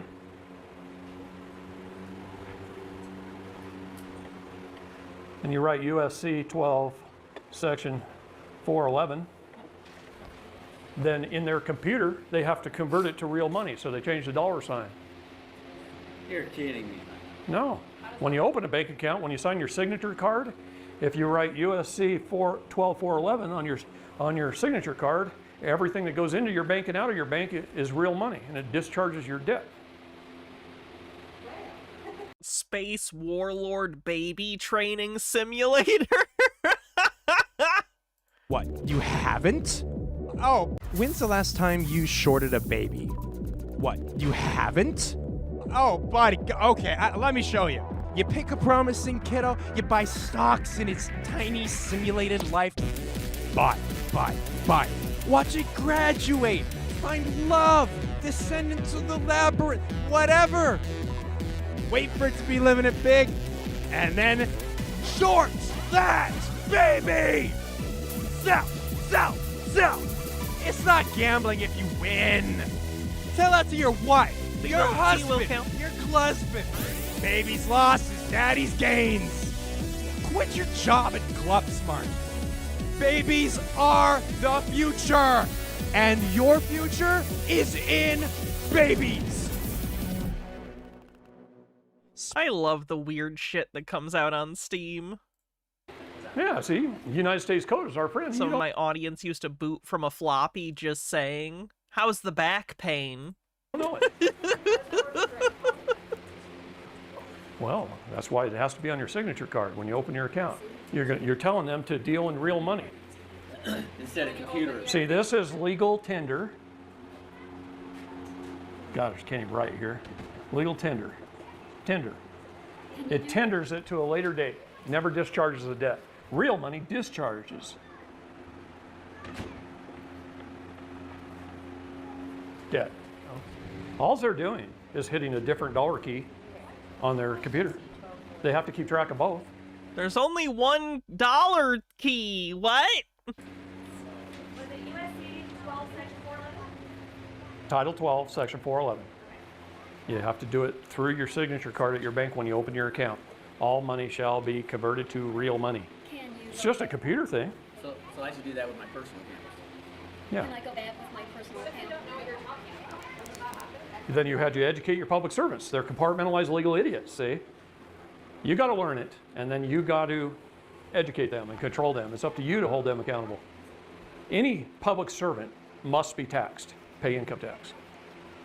Private individuals do not owe a tax on their Wrong. wages, their sweat of their brow. Okay, Sorry, now I'm just thinking about Andrew Ryan. W-4. You don't fill out a W-4 when you go to HR. Okay, the first thing you do is you fill out a Form 56, which notifies the IRS of what your status is. A Form 56 tells them who you are. Then, at your employer, you fill out a W-8, B-E-N, as a tax-exempt foreign estate and or trust. Now they can't withhold any taxes from you. Now you can't do that because you work for the federal government. Neither can you. You need to change your status first anyway. Status is everything in the law. Status, standing, then jurisdiction. So you change your status, then you take dominion over your jurisdictions, and then you have standing.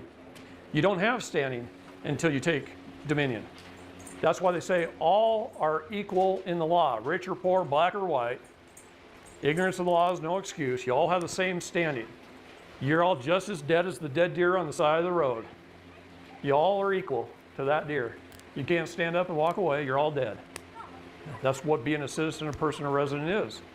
You have to change your status and claim your minor estate. Your children are part of your minor estate until they reach age, and then they have to do it for themselves or just maintain that they are still.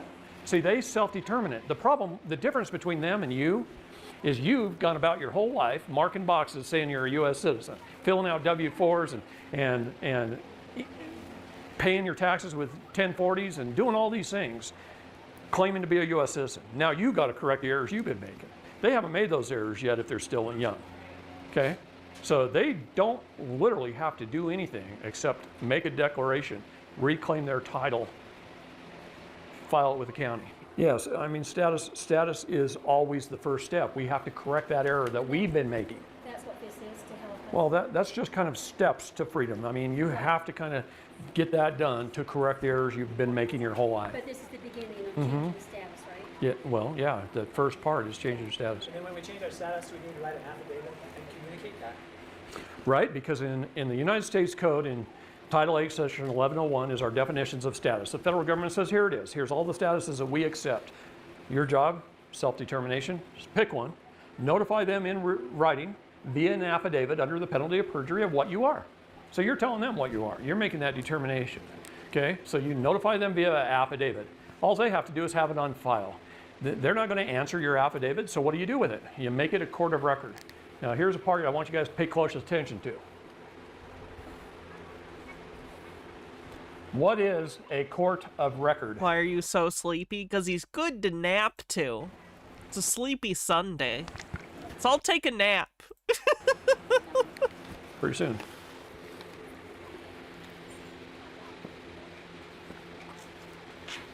I'm waiting.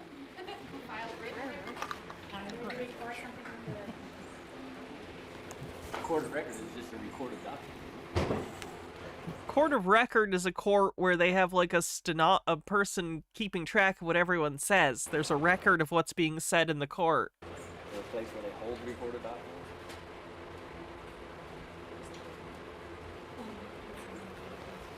An Article 3 or an Article 6 court is automatically a court of record. They're a constitutional court of record. Article 3? 6. Okay. But what I'm talking about is not a brick building somewhere. Okay? The brick building is not a court of record. None of these courts are courts of record. They are, as long as they're keeping track of what's being said. Again, most courts are courts of record. This is a part where he's going to try and say that your documents are courts of record, which is just absolute nonsense. It doesn't even mean anything. In fact, your document can't be a court of anything. It's a document. It's not a court. in one case here in Utah, we proved that the First District Court of Cache County, along with 7 other county courts in this state, are owned by one man who lives in Ogden, and his headquarters are in Ogden, Utah, not even in Cache County. And he owns them just like a McDonald's franchise. So do you think they're government? Yeah, that's what I'm talking about. He's got a Dun & Bradstreet number. You look him up on Manna.com. It says private for-profit corporation. Yet everybody gets charged of any kind of crime in Cache County goes to the First District Court of Cache County. He owns the court. Does that mean he hires his own judges? Does that mean he hires his own attorneys? Does that mean he gets a cut off what fines you pay? This isn't how courts work. Yeah. Do we know his name? Yes, we do. Would you say it? No. No, because then you could look it up and find out I'm fucking lying. So, what Can't get much more blatant than that. is a court of record? Yeah, you picked up on that, huh? Thought I said that quickly. Yes. You want to look everything up on Dun & Bradstreet and Manta.com. Get their Dun & Bradstreet numbers. I was going to talk about this tomorrow. Manta.com? Yeah. You're getting ahead of me, you guys. Okay? This was tomorrow. I was going to talk about knowing thy enemy. Okay? All right. Your documents become a court of record when they are... Again, the sentence, your documents become a court of record, means nothing. That makes no sense. Your documents can't become a court. James with a $25 super chat, thank you for the generosity, much appreciated, says, good stream, stay awake, bring back Pissmas, this is the worst zookeeper training ever. Pissmas is dead. Shitmas. That might happen, who knows? properly served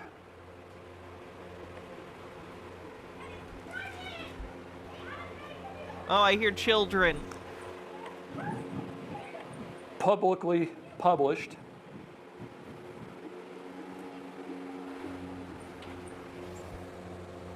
and filed. Your documents become a court of record when they're properly served, publicly published, and filed. So what does that mean? Okay, let's just say we're changing our status. You write an affidavit, you send it to the Secretary of State of the United States, Mike Pompeo. If I trade in Pissmas for Shitmas, I'll literally never return. See, why is Pissmas okay, but Shitmas isn't? What's the line? What's the line? I don't understand. That's who you're required to send it to by the United States Code. Now me, I want everybody to know about it, so I send it to Donald Trump, I send it to our Attorney General, William Barr, I send it to Mike Pompeo, I send it to the Secretary of the state I was born, and I send it to the Secretary of State in the state I choose to inhabit. And they all get one. And every time there's a regime change, I send it again. I want them all to know why I made that decision. Excuse me, I'm so sorry. Okay? Just a Peach with a $1 tip says, the government needs credit to buy TP. Get over it, Sob Sits. So I send my affidavit to Mike Pompeo. And I send it registered mail return receipt required, so I get the green card back that somebody has to sign for. And it tells a date on when they received it. I get that back. We'd have to do a very different kind of stream on a different website for Jismas. 1 to 2 weeks later, there's somebody there sign for it. I always send it notice to agent. I'd probably, if that was the case, just make you guys watch the E.T. porn parody. Principal, notice to principals, notice to agent. Or Edward Penis Hands. Okay? So it doesn't matter who signs for it. It's just like he grabbed it himself out of the mailman's hands. He's been served. So then I do a certified proof of service. Certified proof of service. Attaching that green card to a document that I attach to my copy of the affidavit. So you do a certified proof of service page and you attach it to Chitaru with 50-bit says, because I use Pissmas as one of my religious holidays, I don't know if Shitmas will go over well with my employer. your affidavit. 1 to 2 weeks when you get it back. What I do is I've got a specially made page and I set the green card on it and I run a little bead of super glue right along that top edge and I'm bind it to that document. Okay? Now, I have to wait from the date that's on here that he received it. I have to wait 21 days for his response. Bourbon So threat. on the Thanks for following. 22nd day of his response, I do a certified judgment of unrebutted Danzy missed. Danzy's only put out like one video in the last year. affidavit. A certified judgment of unrebutted affidavit. He didn't respond. He acquiesced. They know that. They don't care. The affidavit becomes a judgment if they don't respond. So I do a certified judgment of unrebutted affidavit. And I lay that on top of my proof of service sheet, which is on top of my document. And now I go down to the county recorder and I put it on the land and I publicly publish it. I make it available to the public. Anybody can read it. And then if I ever luck need with to, yours, first I Wabi. take it home and I file it. But if I ever need to, I pull it out of my home file cabinet and I file it in a court case. Shades of Proxy says you can only play this for a few seconds, but this is what Jizmas can be about. It's safe for work. Oh. Because the music in Star Wars is called Jizz. That's... That'll probably be fine. Along with my notice of appearance, where I'm telling them what my status is. That becomes an exhibit. Okay? It becomes an exhibit to my notice of appearance. So I have proof of my status. Now you can also take that document and you can go get your passport. So from Utah, you either got to go to Denver, San Francisco, or Seattle to get your passport. From Oregon, I got to go to You gotta physically go there. San Francisco or Seattle. I take people up there all the time to get their passports. Okay? Because we get it as a state national. So how do you do that? You You don't. look on your steps page that you were handed. You download the DS11 form on your computer and print it out. Then you go to Copper Moonshine Stills and you fill it out exactly the way he tells you to fill it out. He's been helping people for 20 plus years. You'll never guess why jazz is called jazz. Why? And he keeps up to date. So I trust him. So fill it out that way. Then you take that, go to Costco or wherever, get your 2 photos and your ID that's required, your pieces of ID, and you have it filled out so that it's filled out the way a state national is supposed to fill it out. Take your 2 pictures, take your ID that's required, take your affidavit with you, go to the agent who's going to issue you your passport. And you say this, and nothing but this. Here's my application properly filled out. Here's my 2 photographs, and here's my picture, my IDs that's required. And here is my affidavit that determines my status under Title 8, Section 1101A, 21, and 23, that I am a state national, recognized by the United States of America as a clean and proper status, as one of we the people. Please issue me a passport that reflects that status. And then you shut up. No! And he's going to go get his supervisor. Okay, and the supervisor comes out. You say, well, I submitted my application properly filled out, my 2 photographs and my ID is required, and my affidavit of status that determines my status as a state national, accepted by the United States of America. Please issue me a passport that reflects that status, and then you shut up. And he'll go back and he'll say, come back at 3:30 and pick it up. And you come back at 3:30 and you pick up your passport. Can I use my proper passport as my ID? Your pauper passport? Yes, you can. Passport is key for proper. Well, What would be this? it's what it used to be. What would this be? Because you literally wouldn't believe me, the jazz thing. Let me see. The similarity of jazz to jasm, an obsolete slang term meaning spirit, energy, and vigor, and dated to 1860 in the Random House Historical Dictionary of American Slang, suggests that jasm should be considered the leading candidate for the source of jazz, According to the Oxford English Dictionary, the word jasm first appeared in Josiah Gilbert Holland's second novel, Miss Gilbert's Career, and meant lively and was used to describe the inexpressible personal force of the Yankee. A link between the two words is supported by February 18th, 1916 article in the blah, blah, blah. Is it going to turn out that there's any amount of... Okay. Jasm derives former as a variant of the slang term jism, or jism with a G. Yeah, it's spirit, energy, spunk, also meaning semen or sperm. Okay. Why not? Every Secretary of State makes up his own policy. So for a while, You can get your passport the same day. It's almost like he's a liar who lies. the P was pauper, then a while the P was person, and then who knows what they peed on next. It doesn't really matter. When they scan the barcode, that's what matters. The passports are going to look like any other passports. But when they scan the barcodes, if I scan it in mine in a police car, it'll say, do not stop, do not detain. He was arrested after this. So that's obviously a lie. He was detained. He was arrested. What I'm telling you is we've been making a lot of mistakes. We got to correct those errors and move on. So are you saying you have to physically travel to Denver? Yes, you do. If you go, the post office is just a transfer station. And it's like the old telephone game. You remember that? If I say something into a telephone to you, and then you tell them, and then you tell them, by the time it gets back around, it's a totally different story. Well, when you go to the post office and try and explain this, there's no way in heck they can explain it to Denver, which is where they send it. See, all they're doing is transferring it. Gosh, if you lived in Texas, you could go to either Dallas or Houston. Yeah, but from Utah, you got to go to Denver, Seattle, or San Francisco, and your documents become the court of record when. Always remember this.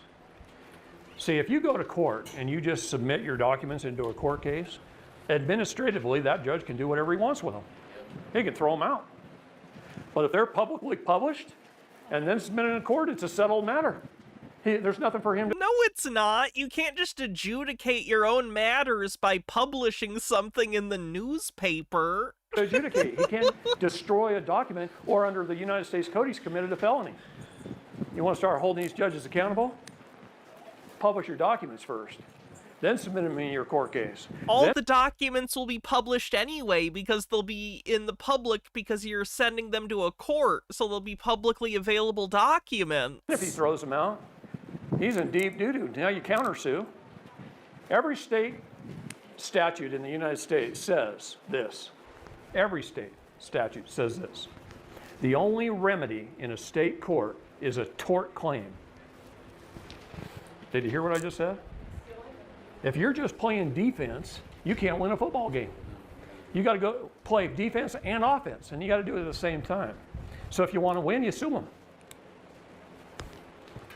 It's a tort claim. If I go out here on the street and I come to a stop sign and somebody runs into me, what do? I want you to think about this for a second. I go to the person, I gather his insurance information. What company do you have? What's your agent? What's his phone number? What's your policy number? I don't care that much about you. Accidents happen. But now I go file a claim with the insurance company and they pay the bill. What does government teach you to do? To go complain. Go complain. File a complaint. I think part of that's ain't. Nobody wants to hear you complain. Nobody cares if you complain. If you do complain and they decide to investigate it, who's going to investigate it? The people you're complaining about. It don't mean nothing. Never complain about anything. It's not worth your time or day. Didn't your mama teach you that? Stop complaining. Quit whining. Stop complaining. My mom used to say that all the time. Quit complaining. She was telling me complaints don't matter. She don't want to hear it. She's not going to listen. Neither are they. But the government's really quick to hand you a complaint form. Then they can round file it the minute you walk out the door and drive out of the parking lot. They don't care. He's using the term complaint, by the way, because I'm pretty sure in civil matters, the person bringing the matter can be referred to as the complainant. You file a claim. I, David Lester Straight, claim Bob Jones trespassed against me. He committed this felony and this felony and this felony. They carry a penalty of $250,000 and 1 to 10 years in prison. Okay, whatever you happen to call your civil action, it's still a civil action. It doesn't matter. Now I sign it and notarize it, and I put it into a court. Crap. That's what they're saying. This guy actually filed a claim. And then I go, oh, and here's a FOIA request. I want to know who your risk management company is. See, up in Montana, there were a couple of people in the county who were getting beat up by the county sheriff for exercising their constitutional rights. And the sheriffs were putting them in the hospital. So we went after MACO, the Montana Association of County Insurance, whatever it is. I don't know what it is. MACO. It's the insurance company. We sued the insurance company for the amount of their policy rider. We found out they were insured for $5 million. So we sued them for $4,995,995. That's not how things work. You can't just look up how much a company is worth and try and get that amount of money. That's not how lawsuits work. A constitutional rider.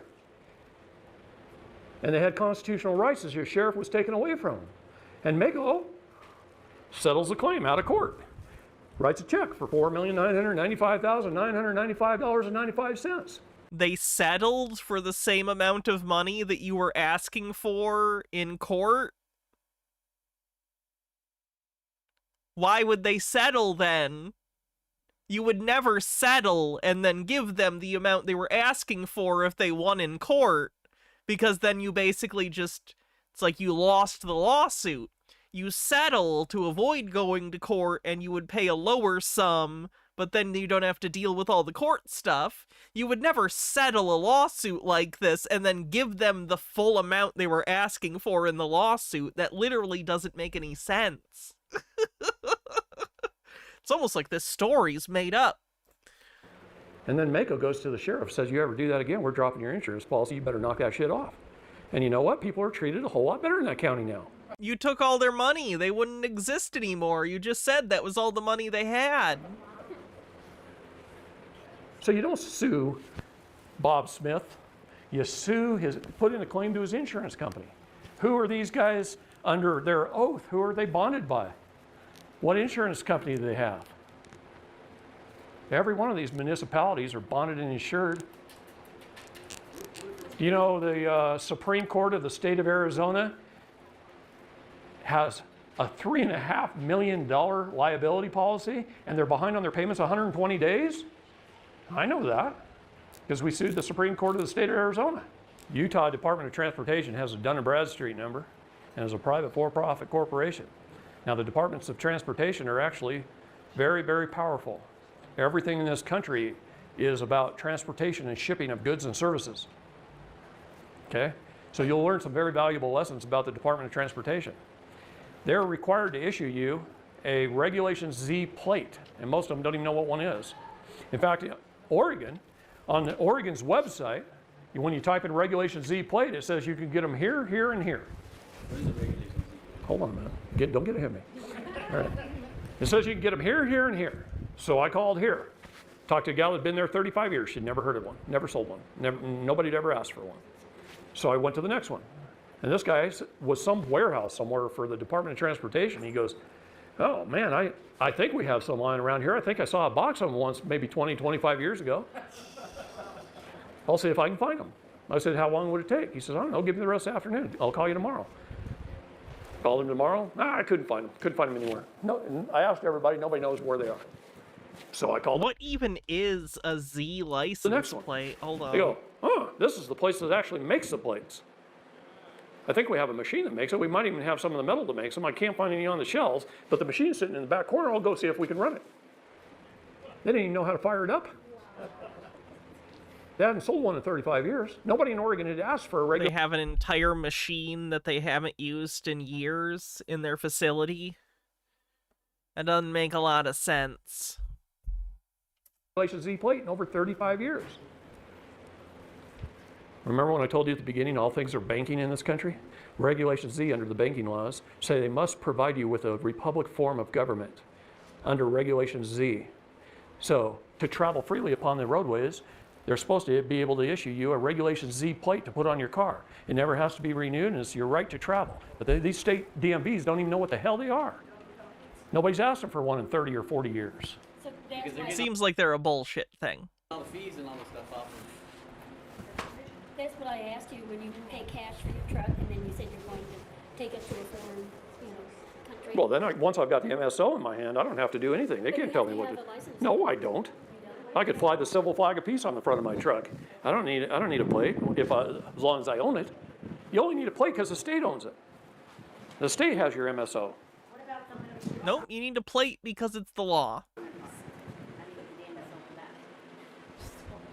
You can't do it on a used car either because the state has it somewhere, unless under the salvage maritime laws. What's the MSO stand for? Manufacturer's statement of origin. Go have fun. Go hold your public servants accountable. It really does get to be fun, by the way. Once you know what I'm teaching you here, and you know how to solve these issues, man, they're just going, oh crap. Not him Because all they again. are really is paper pushers. Oh yeah, Ken Cromer's bishop tried to get the federal court involved. Federal court looked at the land patent and said, sorry. Not even the federal government can override a land patent.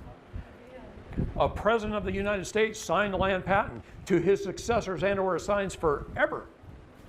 I don't know if you know this, but you can say forever on a document, and then it's not really forever. No one can override that superior title. For those that don't know, the land patent thing was back in the day when they were trying to get people to settle further into the country than just the East Coast that was settled at the time. They would issue these land patents that would basically be the federal government saying, hey, you can have this piece of land. This is officially yours. Go take it. And it was a thing. Eventually, over time, we changed the way that we sort of divvy up land and how we, like, divide it for tax purposes and for purposes of selling and stuff. So he's just using a very antiquated system that hasn't been used in, I don't know, 100 or so years, at least 150 years, in order to identify land. Now, they can only take it for needful things like a freeway. Anyway. But then they have to pay a fair market value for it. So, not just kick you out for foreclosure. Have you ever heard of the coffee bean case? Okay, this guy got sued. The judge ruled against him. Before the judge was ready to throw the hammer down, he says, Judge, do you care how I pay this? It was like $1,140 or something. Do you care how I pay the $1,140? Judge says, no, I don't care. So I could pay it in coffee beans? And the judge says, I don't care how you pay it. Throws the hammer down. Guy goes home, he counts out 1,141 coffee beans, puts them in a bag, circles the transcript of the court transcript where the judge says, I don't care how you pay it, you can pay a coffee. Even within that story, it would still have to be the dollar amount of coffee beans, even if it was taken literally, which I don't think that you could actually hold that up in court. Beans. I don't know why I'm even tackling his stories when they're all fucking made up. He goes in the court clerk and he gets a receipt paid in full. Because the 1,141 coffee beans were worth more than the paper fiat currency. It was actually a commodity. Could have been in toilet paper. Okay? It was not so long ago, huh? And that's an actual case on the books. Okay? You can have fun with this stuff once you learn. That's my area of expertise. Okay. As far as debt goes, though, let me answer his question first. Try to avoid debt at all costs, is what I'm going to tell you. Save your money, then go buy something. Do without for a little while, then go buy something. Stay out of debt all you can. Now, obviously, if you're going to buy a house, you're not going to save up $200,000 or $300,000 or whatever it is to go buy a house. You have to go into debt to buy a house. probably have to go in debt to buy a car, okay? I don't recommend it. I recommend saving up $1,000, buying a $1,000 car. And then keep saving money until you get what you want, okay? Stay out of debt if you can stay out of debt. That's my... I'm gonna fill up my water real quick. While I'm gone, Chair will tell you about Dreamscape. You guys introduced me to this movie some time ago, so I got it because it was on sale. Be right back.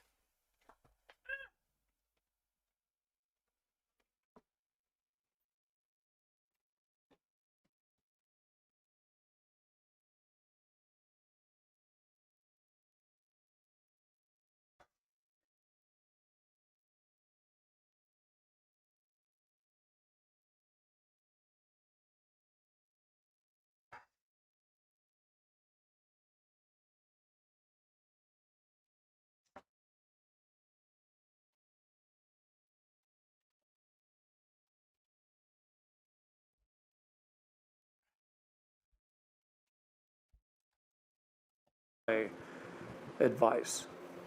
If you can't stay out of debt, learn how to establish your status, standing, and jurisdiction, and then learn how to purchase things and pay your debt off with your birth certificate trust. Panikagami, thanks for 52 months. We can do that. Yes, but it's kind of hit or miss right now. And that's the problem, because like I said, you never know who's on the receiving end. What does the Bible talk about? Warning us about. Ball. Oh, this part is so stupid. What is barium? BA.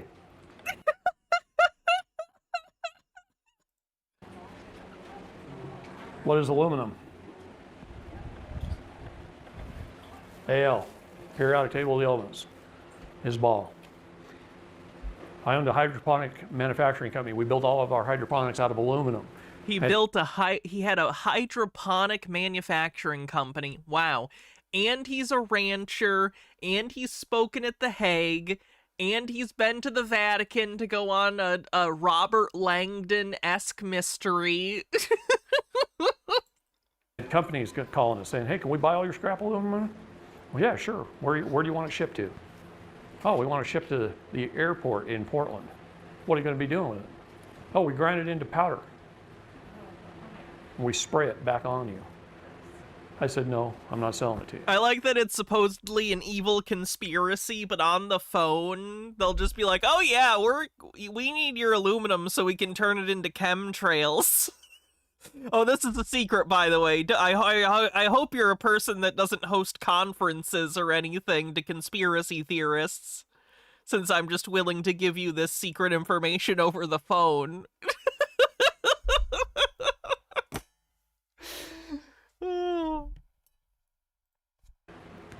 And then he hung up, and the Loch Ness monster called him, and he said, oh, I'm totally real.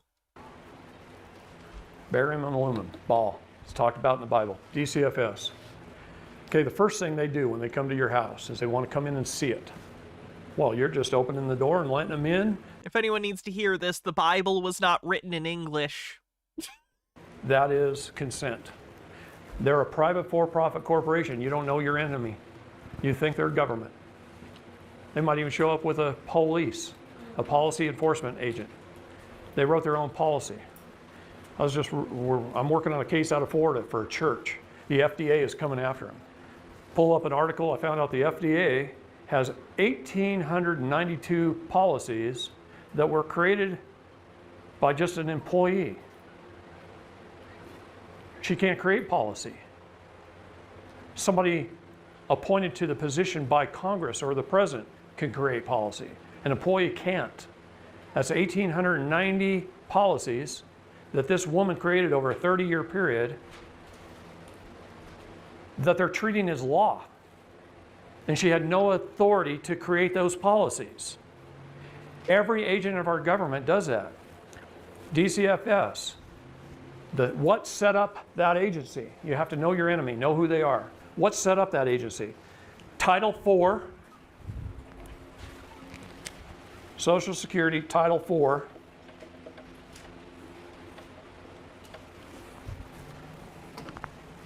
and ASFA. These two things created that agency. DCFS or CPS or whatever your state wants to call it. What's ASFA? Yeah, well, let's just call it Child Protective Services. Every state calls it something different. ASFA, American Safe Families Act. These two acts of Congress created that agency. In both acts of Congress, it says that they cannot take a child away from a parent unless the parent gave their consent or the parent has been tried and found guilty by proper due process of law of a felony. And if they take a child from a parent, they must search for a relative to place it with first.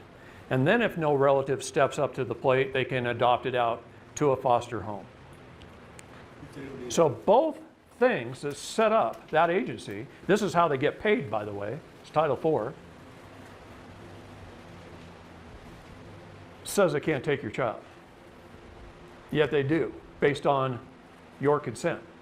The minute you let them in the door, the minute you sign a family plan, they do it off of accusations. I promise they don't need your consent. There can be a court order for your child to be taken away for one reason or another. Could have been a neighbor called them and said your kid was out in the sun too long. Well, here's the reason. CPS is a private for-profit agency. They are not. Every child is worth, and this is going to kill you,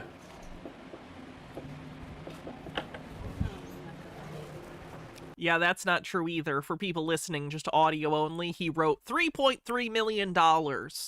Nobody at CPS or equivalent agencies is getting paid to take your kids. There's not a bounty. There isn't some, amount per kid. There isn't commission. That's not how any of this works. every child's worth $3.3 million. They pull $1.5 million from the father's Cestui Que Vie trust.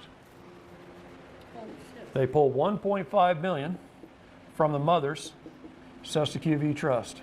There is no such thing as the Cestui Que trust, so it's literally impossible for them to do that.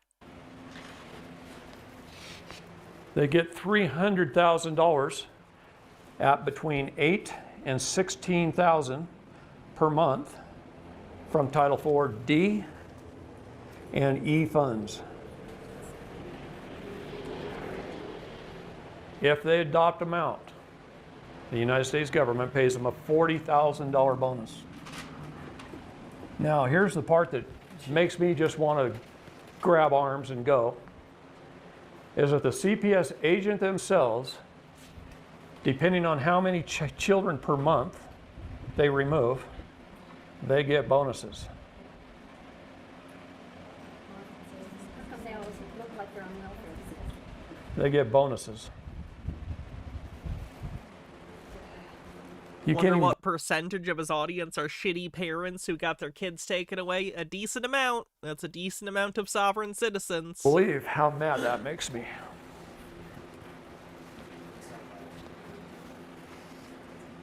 Is that why kids are moved through the Child Protective Services system? Out of the 800,000 children trafficked a year, There are not 800,000 children trafficked per in the year. United States, That's the number of total missing children throughout the year, most of which are found, most of which are taken by non-custodial family members. 86% Holy fucking shit, what a misrepresentation of statistics. come through those agencies. The balance are just taken off Made up number bullshit. the street. Because those people wouldn't even be considered missing children. That doesn't make any sense.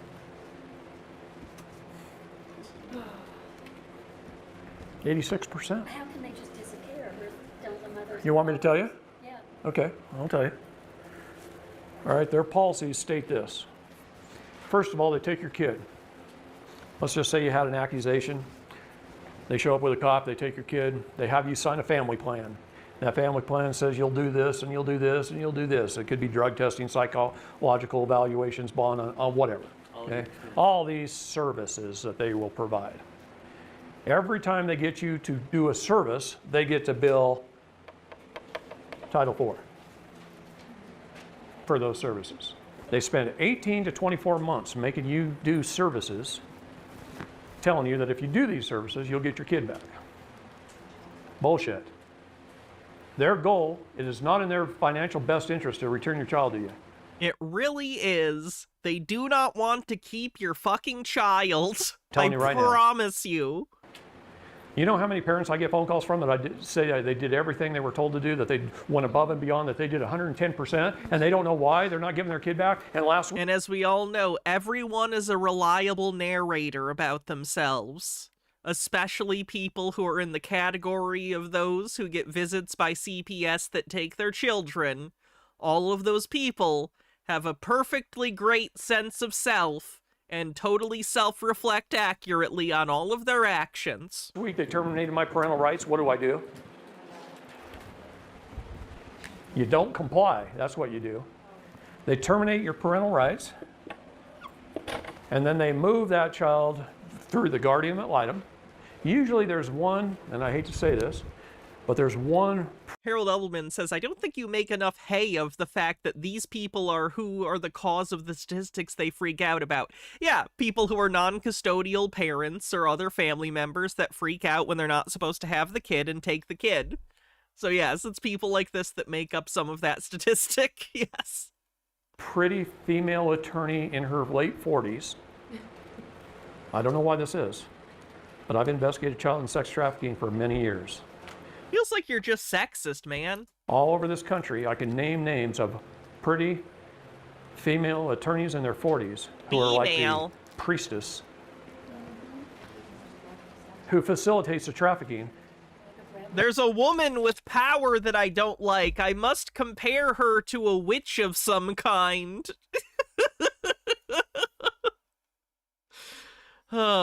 These people would be bringing back witch burnings if they could, I'm telling you. And they always are a guardian ad litem. And they move them from one foster care to another, and pretty soon they're deleted out of their system, and they don't never end up in the next foster care, and they're gone. My job here today is to piss That's not a thing. you off. Really. Because if I don't piss people off, they won't get up off their couch and do anything about it. You have to understand the process. And then you have to go after them on attack. You have to go on the offense. As long as you're playing defense and you're jumping through their hoops, you're never going to get that kid back. When you finally say you're at your wit's end, this is why they do this. This is why they string you out so long, make you jump through these hoops. They want you to give up as soon as possible. I cannot even believe my country has stooped this low. You know what the turnover rate in Child Protective Services is for an employee? I'd imagine it's probably pretty high. I don't think it's probably a very fun job. Just a Peach with a tip says, my parents were foster parents. They reserved at most $5,000 for one of my foster siblings for repaying medical care they paid for it. Was way more than that in pay. They age out or were adopted. The head person from CPS out of Arizona called me on the phone.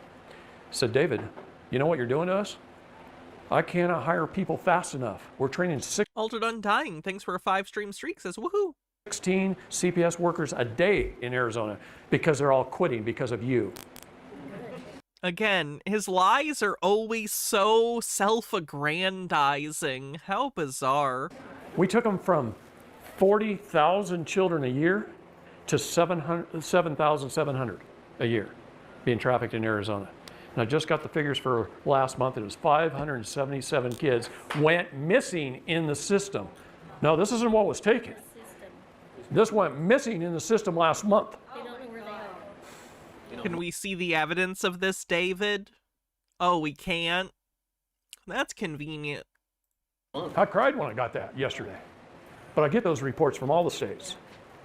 Where do you get these reports? What kind of reports are they?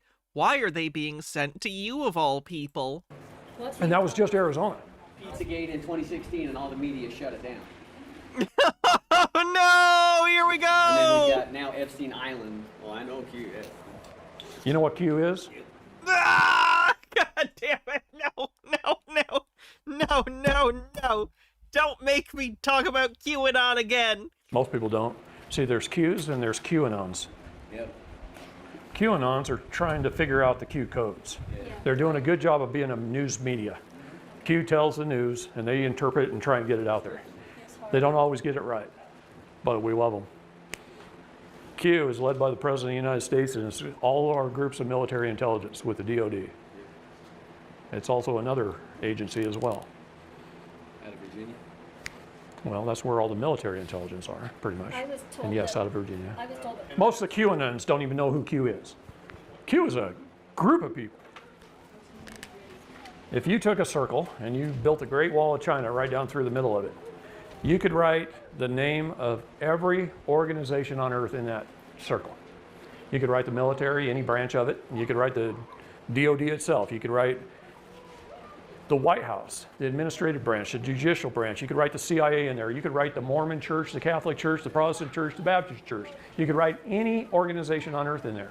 You could write Google and Apple and Verizon. No, they're over here. All but Called out Wayfair because they had a similar online conspiracy about child trafficking. Black ass, white. what I'm saying, yeah, there's black hats and white hats.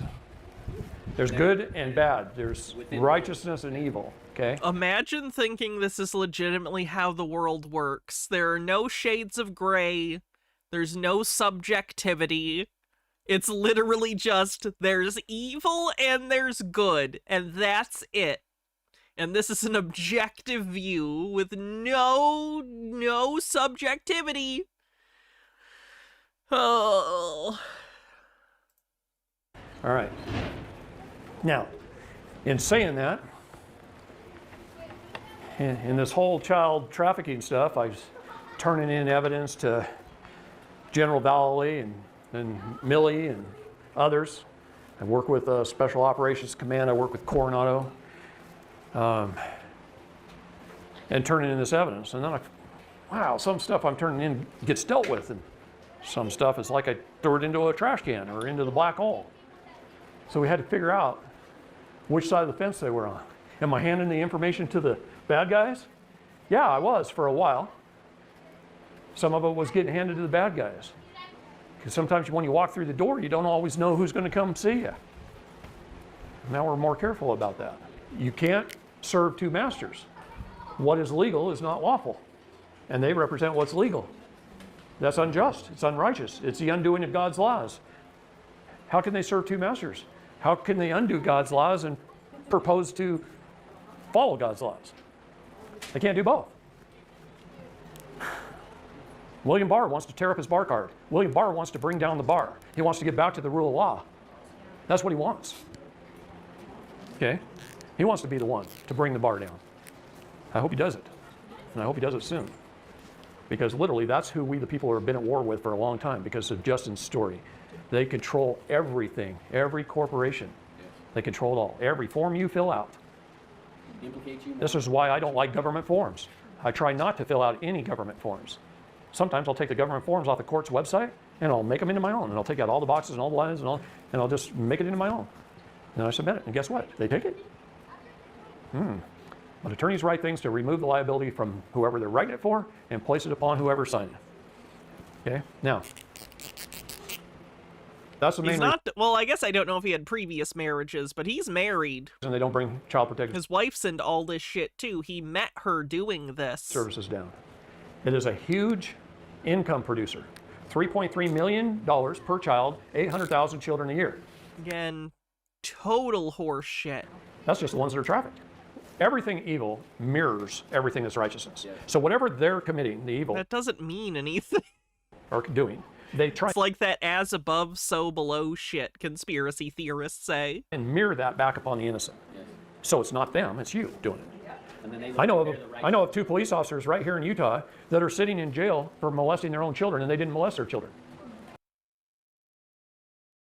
I'm gonna hit X to doubt on that one, sir. I guarantee they are innocent and didn't do it.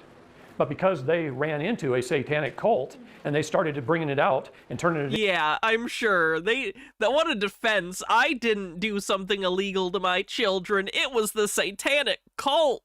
in to the God damn. wrong people, they got charged, and they're in jail right now. And they were just young cops who didn't know any better. All they did when the time they were little was wanted to grow up and serve and protect the people. And then they got into it and found out how evil it truly was. And then they started speaking out about it. And then they were persecuted. They persecute the righteous. Let's look at some current events. Look at Beirut, Lebanon, right? Okay. What happened there? Does anybody know exactly what happened there? In Lebanon, in Beirut. A bomb. It was a targeted, I think I'd go out on a limb and say that David Straight lies more than anyone else we've ever watched on stream, assuming we define lying as intentionally telling untruths, because I don't think he believes any of this shit, or at least most of it. I think he's just full-on scamming, and he just lies.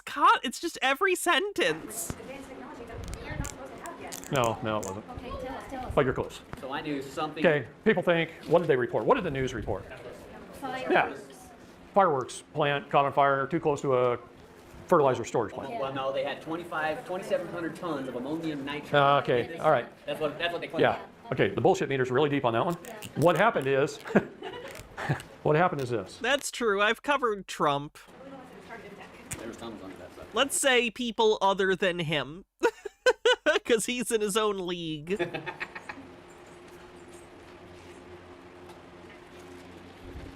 Although, honestly, I don't know if Trump... How do I put this? I don't know if Trump is always intentional with his lies. Like, I think his brain is just mush, and I don't know if he fully understands the idea of, like, objective versus subjective truth. Like, I think his brain is pretty fucked, so it's hard to say. Nemesaur, thank you so much for gifting 20 Tier 1 subs. Thank you for your generosity. Evergreen, yeah. Hillary Rodham Clinton. Evergreen's a shipping company. Hillary Rodham Clinton. See, when we remove the politics, the right, the left, and we start to look at the evil, George Bush was evil, Hillary Rodham Clinton's evil, Obama's evil, you start to really recognize that these are big corporations doing some very, very, very evil stuff. I'm not going to write the name down here. These are 3 cargo container companies that we've identified as child trafficking companies. One is owned by Hillary Rodham Clinton's foundation. One is owned by Paul Pelosi, Nancy's husband. Okay, so we went into Pier 45 in San Francisco and we burned it to the ground. When was this? A couple months ago. Okay, in Beirut, in Hong Kong, at the fires in Brussels at the World Trade Center, several other big major fires that have happened in the last couple of weeks. We've been taking out evergreen all over the world. Oh, he's part of a secret group taking out the bad guys. We got this. Mr. Blast, thanks for gifting a sub. Almost on a hype train. So what In is- Beirut, What is Evergreen? Did he just confess to committing terrorist acts? No, because he's with the white hats, and they're the good guys. Just like a big So anything they do is justified, container company, because they're good. shipping containers. Okay, we've been taking evergreen out all over the world. So in Beirut, since we train Mossad, Israeli military industries, we set them into the tunnels to rescue all the children under about 2.5 square block area. They even had an underground hospital, underground dormitory, underground everything. Lots of children under there. And we sent them in, and they came out, and they lit the place on fire, and that's why you saw smoke long before the missiles hit. It was on fire. It's pretty hard to burn down concrete and steel. It's real hard to burn it. So anyway, they spread some stuff around in there, and they lit it on fire to cause a smoke screen, because if you remember how that sat, you had that kind of island, and you had 3 buildings like this, and then you had a big glass building like this, and most of the town is over here. This building was designed to stop the blast, right? What's that? Mr. Blast, thanks for gifting No, another sub. these are big- It has to be a separate person to start a hype train. These are That's what you were trying to do. concrete They're structures. structures, okay? They're filled with evergreen shipping containers, and underneath is child trafficking tunnels all over underneath. I knew that. They'll lead clear into the city. I really think they overestimate the utility of tunnels for the purposes they assume these people use the tunnels for. Mainly led into this building, so the trucks can back up over here. Mumble Homestead, thanks for gifting a sub, and Sweet Lily Love, thanks for 100 bits, says starting the train choo-choo. Gitara with 200 bits says hype, and all of that kicks off a hype train. A community train, actually. The more levels we get, the more emotes you get. Cool beans. 27% to level 6 on the community train. here and pick them up. Okay? So they went in there, they rescued the kids, they set the building on fire, And then and then our military estimates engineering. Depending on the width of the concrete wall, how much steel reinforcement rebar they think is inside the wall, how many shipping containers around the outside of the wall, they try and estimate what size bomb to throw in there to take that out. They don't care if this building hits, they're trafficking them out of that building too. So they didn't care if that one blew up either. But this is what they were after. So they estimated what size bomb. And they happened to, in this case, use a Moab. A mother of all bombs. He just wants to sound cool and say Moab. Skifazoa with 100 bits says pickleball bribe, thank you. Terradona, thanks for gifting 2 tier 1 subs, and Jaysaproxy, thanks for 300 bits. and it boom.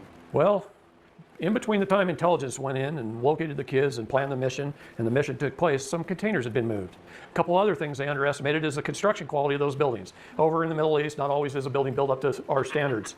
So it had a little less rebar, a little What less. is that person cackling about? Like, yeah, they can't build a building like we can build a building. Like, what the fuck is this?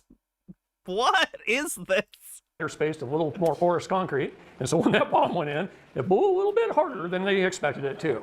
Nevertheless, it did its job, and it left a crater that opened up the tunnels, and then people could, the news media could look down in there and go, there's a whole bunch of tunnels. Now they crawl under the tunnels, they find the dormitories, they find the medical facilities, they find all this stuff, and they'll know exactly why. So the object of the game is this. It's to not only destroy it, but it's to expose it, right? But the news isn't exposing it. That's why President Trump fights the news all the time.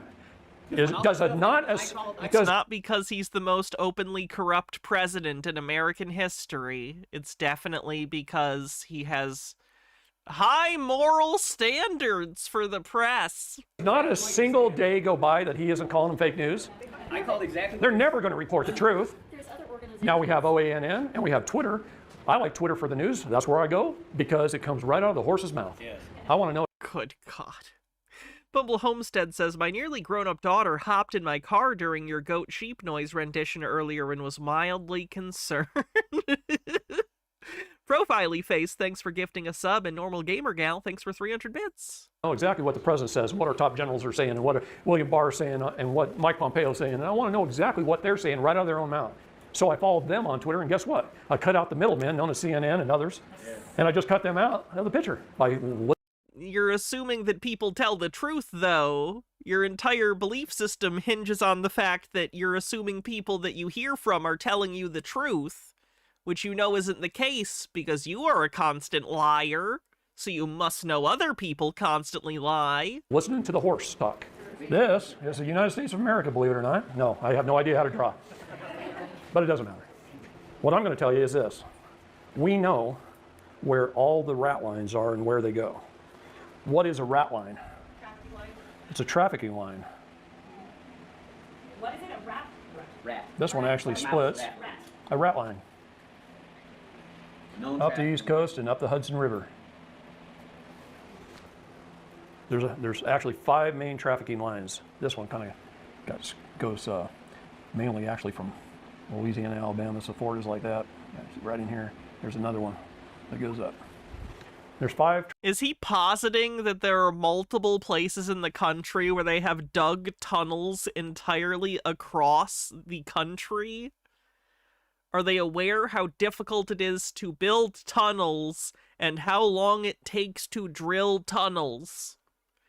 This project would literally take like 100 years. Trafficking lines in the United States, rat lines. What if I was to tell you something like this? I wasn't going to do this till Sunday. But what if I was to tell you that there is an attorney who has an office in Poughkeepsie, New York, and an office in Bellevue, Washington. Same attorney. And he's partnered with an attorney out of Bellevue and an attorney out of here. And what if I told you that out of this office, he created over 100 corporations to traffic children? I'm talking about Thank you for that very generous hype train, everyone. Thank you so much. entertainment companies that take pictures, lodging companies, short and long distance trucking companies, even an airline that's stationed at Boeing Field. offering companies, you have to have all elements of trafficking. So you have to have transportation, logistics, offerings, okay? 5x5 entertainment, Wild Child Entertainment. Corporations like that, he's set up. What if I told you he set them up under mostly aliases names, but we have the real names too? What if I told you he set them up for people who are police officers, county commissioners, and judges? I'd believe it. Okay? I read Franklin cover up. Now, I like someone in the audience just going, I'd believe it. Not a single person going, do you have evidence? Can we see it? Just credulity. Just literally. They're like champing at the bit to believe him. It's crazy. what if I told you the same attorney in the state of New York owns 17 child protective services agencies in the state of New York? And he also owns 17 family courts. He owns the Spafford Center, which traffics children to Jerusalem and the United Kingdom. What if I told you I had pictures of 2 American boys with a Hezbollah boy over in Jerusalem carrying AK-47s, and one's 7 and one's 11, and I know where family they came from here in America? I'm sorry, did you just imply that they're trafficking children to Hezbollah? What the fuck? Also, wait, Hezbollah? That's in Lebanon! What? What if I told you in 1983 he bought a company from Didn't he say whatever? William Casey's law firm? Fucking whatever, man. The DOD guy's going to start scribbling here when I mention names. I'm serious. William Casey. Who was William Casey? He was the head of the OSS before it became the CIA. He was our first CIA director, and then he ran the SEC. Securities and Exchange Commission? Yes. And helped They're stacked deep. set up our whole birth certificate fraud thing. He also started the Spafford Center Them running eggs, thanks under for a different following. name back in the 30s. And he died in 1975, and in 1983, this attorney bought it from Casey's law firm. It's a corporation sole. Does anybody Oh, know did he mention Lebanon when he brought up Beirut? Okay. what a corporation sole is? It's a corporation that started so old that it's grandfathered into under all laws. It's a powerful corporation. A corporation sole. It was owned by William Casey. Wasn't Casey murdered? No. I wish he was. Anyway, and he can take children out of New York City or any other county that he has one of his 17 agencies. He can show up at your house with a cop, kick in your door, his CPS agents, take a kid, jump you through a bunch of parental hoops, terminate your parental rights through his own judges and his own guardian ad litems and his own, and he's licensed by the state to do business. He's protected under the commerce laws. He's sanctioned by the state. When you run his name of his family services companies on Google, they come up higher than the actual state of New York's family services in the search engines. So if you're going to turn somebody into CPS and you Google it, good chance you turn it into a guy who set up hundreds of pedophile companies. Because they do protect each other. Now, what do you think about that? Makes you want to stop being a teacher and grab a firearm and go start killing heads, right? Hello, FBI, is this a threat? This is how I feel about it, because I keep gathering the evidence, keep turning it in. What if I told you I tied that man in as the head of the tree, and evidence branching off him is what put Weinstein and Epstein in jail? They're just small peas in the pot. They're just billionaires. See, it's easy to take down the bottom level. The billionaires are the bottom level? That's prolific.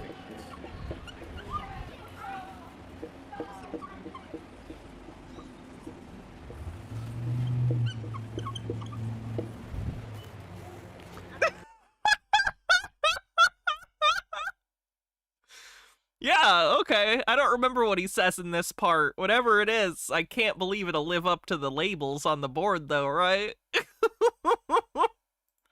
These are 4 types of people we have in this country. We have the sheep. They go about their daily lives. They don't know anything. We got the sheepdogs. That's the ones that stand and try and protect the sheep from the wolves. And we've got the wolves. And then we have the BAMs. Okay? These guys are Illuminati. Did I spell that even close? Oh, who cares? Who cares how I spell it? Illuminati. They drink the blood of children. They live off adrenochrome. Here we go. How many people use Google? How many people use Android? And you know you support child trafficking? No. What is Google's operating system? It's Adreno. What is Adreno? Android? You mean Android? What? It's not Adreno. their search engine? Chrome. The person going, whoa, in the background. around. It's Adreno. What is their search engine? Chrome. Whoa! How about Verizon? Who has Verizon? I just believed all that, even though it wasn't even accurate. Whoa! Moloch. Verizon worships the god of Moloch. I just found that out a week ago. Big corporations that we're all supporting innocently, and you're supporting child I'll trafficking. have you all know that I use Verizon and exclusively use Android phones. They fund it. They create foundations to pay the wolves to traffic their children. These guys are more numerous than you think. Many, many, many of them. Military corporate Hollywood. Bigger than Hollywood. It's bigger than that. I've heard that they've got armies Oh yeah, ready to, protectorates. and armies ready to. What if I told you most of them pose as if they're helping the children? Yeah. What if I told you some of them were UNICEF? Yeah. What if I told you they were a lot of ex-military groups with special arrest powers working under, say, Veterans for Children, So that's what I heard just and they're recently. protecting the Illuminati and the vampires? Just recently, I'd read that they've got all these ex-military. And what if I told you that they put a price on the head of people like Tim Holmseth and me and others? Yes. Many, many, many vamps. But here's the group I want to talk about right now. These are county commissioners and mayors and attorneys and judges, police officers, SWAT team leaders. They're in our communities every day. And they're running legal businesses on the side. What if I tell you I know a SWAT team leader in California who, when he was in the United States Army stationed in Washington, that the attorney that I was telling you about formed 3 corporations just for him under an alias name. 3 corporations while he was in the Army. After he left the Army and he became a police officer and he graduated his way up to SWAT, and he's a SWAT team leader for 2 counties. He's won 2 awards in the state of California for the #1 in surveillance in the state of California. And he's protected by everybody. A surveillance award? How do you win a surveillance award? But he also protects What does that even mean? everybody. What if I told you in the state of California in 41 counties, the sheriff is also the coroner? And what if I told you he's also in the Masonic Lodge? And sometimes the sheriff's office, the Masonic Lodge, and the coroner's office is all in the same building. Look at Placerville, look at Auburn. There's 2 cities right there, they're in the same building. So he could shoot you, write the report, cremate your body, bury it, cover it up, and he can do it on the behalf of a judge who told him to. So I got a Skipazoa says it's all these charities that are actually abusing kids, not you parents who have been deemed unfit parents. Now give me money. Bittergrin with 100 bits says you win a surveillance award by finding both Waldo and Carmen Sandiego. It's a perfect storm. There's nobody to answer to. But remember, you can draw any circle, build the Great Wall of China in it. You can write a name of an organization in it. Yes. I don't care if it's the Masons, the Shriners, or what it is. Okay? And half of them have no idea what's going on, and they're good, honest, righteous people. A lot of builders are Masons. Okay? But until they reach those upper levels, it's like this. On the back of a $1 bill, you'll see this symbol. This is the Pindar. This is the Council of the 13. This is the Council of 300. You can write the name of every No, it's not. organization on Earth, and when it hits this level and it goes up into here, it's controlled. This is all controlled by the Illuminati, by the Pindar, ultimately by the Pindar. You have to understand these things, Yes. how they work, so that you're not blaming every Mason. You're not blaming every one in every organization. It's like when I was turning the evidence. I was turning in, and sometimes I'd get one person, sometimes I'd get another, and I found out one's righteous and one's evil. You find that out over time. It's been bothering me ever since. So, anyway, the wolves. The wolves are the ones that set up legal corporations to traffic children. And they're protected by the state. Anybody can bait a pedophile.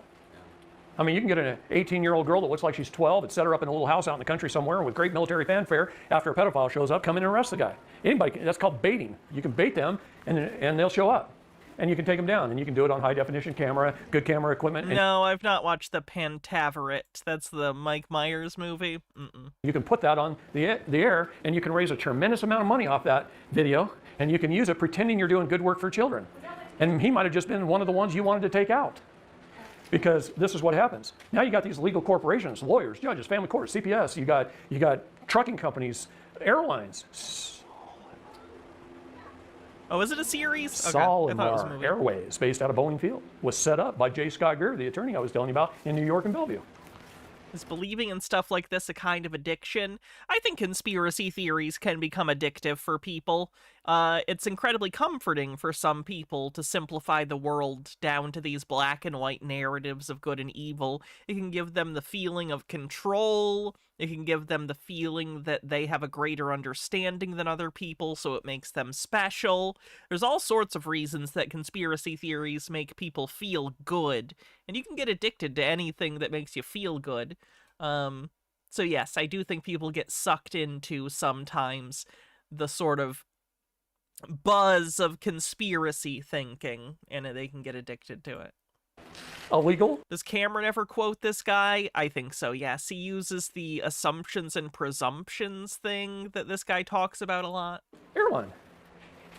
But it flies cargo. Evergreen. A legal corporation. The state can't interfere in commerce. Title 15. It protects them just as well as it was. I was telling you how to protect Union, yourself. Blue Journeyman, Yeah. things are following. So they can't. You think I learned this just by... The state can't step in and do anything about it. No.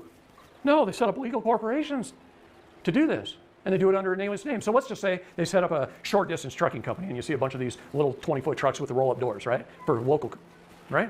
Usually they always have an anesthesiologist or a dentist or a veterinarian or somebody who can drug the kids so it's quiet in the back of the truck. But let's say they didn't give them enough drugs and the kids are yelling and screaming. They come up to a stoplight next to a cop car. And the cop car hears all the screaming kids from the back of this truck. He pulls the truck over.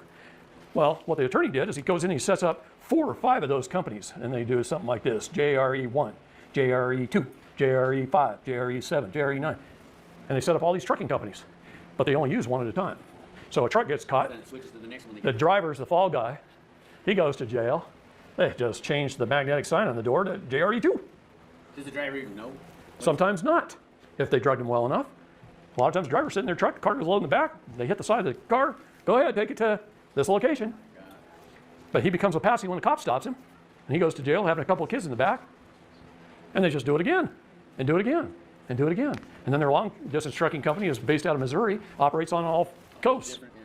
Whole different company. They set up logistics companies, and some lady sitting at a desk lining up the loads. She's just getting calls from people telling them, I need a load picked up here and dropped off here. She's just organizing it all. She's a logistics company. She's a compartmentalized legal idiot set up by the vampires. But does she know or not? No. Maybe not. She's just moving freight. That's all she's doing. Yeah. So there are a whole bunch of legal corporations under the wolves, protected by the United States Code. They can't interfere in commerce. Their CPS When's the part where Edward and Jacob kiss in my high school fan fiction? agents. So how do we shut them down? They're family courts. How do you shut them down? You have to prove all elements of child trafficking. It's buried in AO3 now. This is why I love our president right here. If for no other reason, here's why I love him. He made child and sex trafficking an international crime, so it falls under the UCMJ instead of the DOJ. Now what's the UCM? So now I can turn the evidence in instead of to sometimes the FBI, who covers up crimes for the deep state, and I can turn it into the military, and hopefully I get an honest military who's on the right side of the wall. And then we can pick them up at 2 a.m. We can put them on a C-136 or a C-5 and fly them south. Hope they enjoy the heat for the short period of time they're going to be there. What if I was to tell you that one of the companies in Washington that attorney set up is a medical coding research company? What if I told you Obamacare was set up for one reason and one reason only, and that's to traffic children?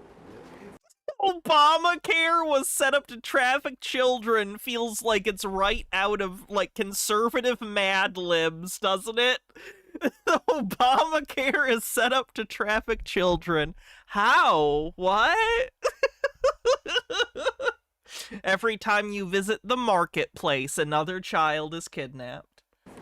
Obamacare. It's the only reason it was set up. What if I told you that they invested so much money, they built 3 supercomputers in the university in Austin, Texas, that a mother can go to her gynecologist, find out that she's pregnant, and the moment he puts in the code, the child traffickers are following that mother, their pregnancy. They know whether she's going to get an abortion, whether she has a live birth. They follow the kid through the first few years of school. They know if it's got blonde hair, blue eyes, or red hair, green eyes, or whatever.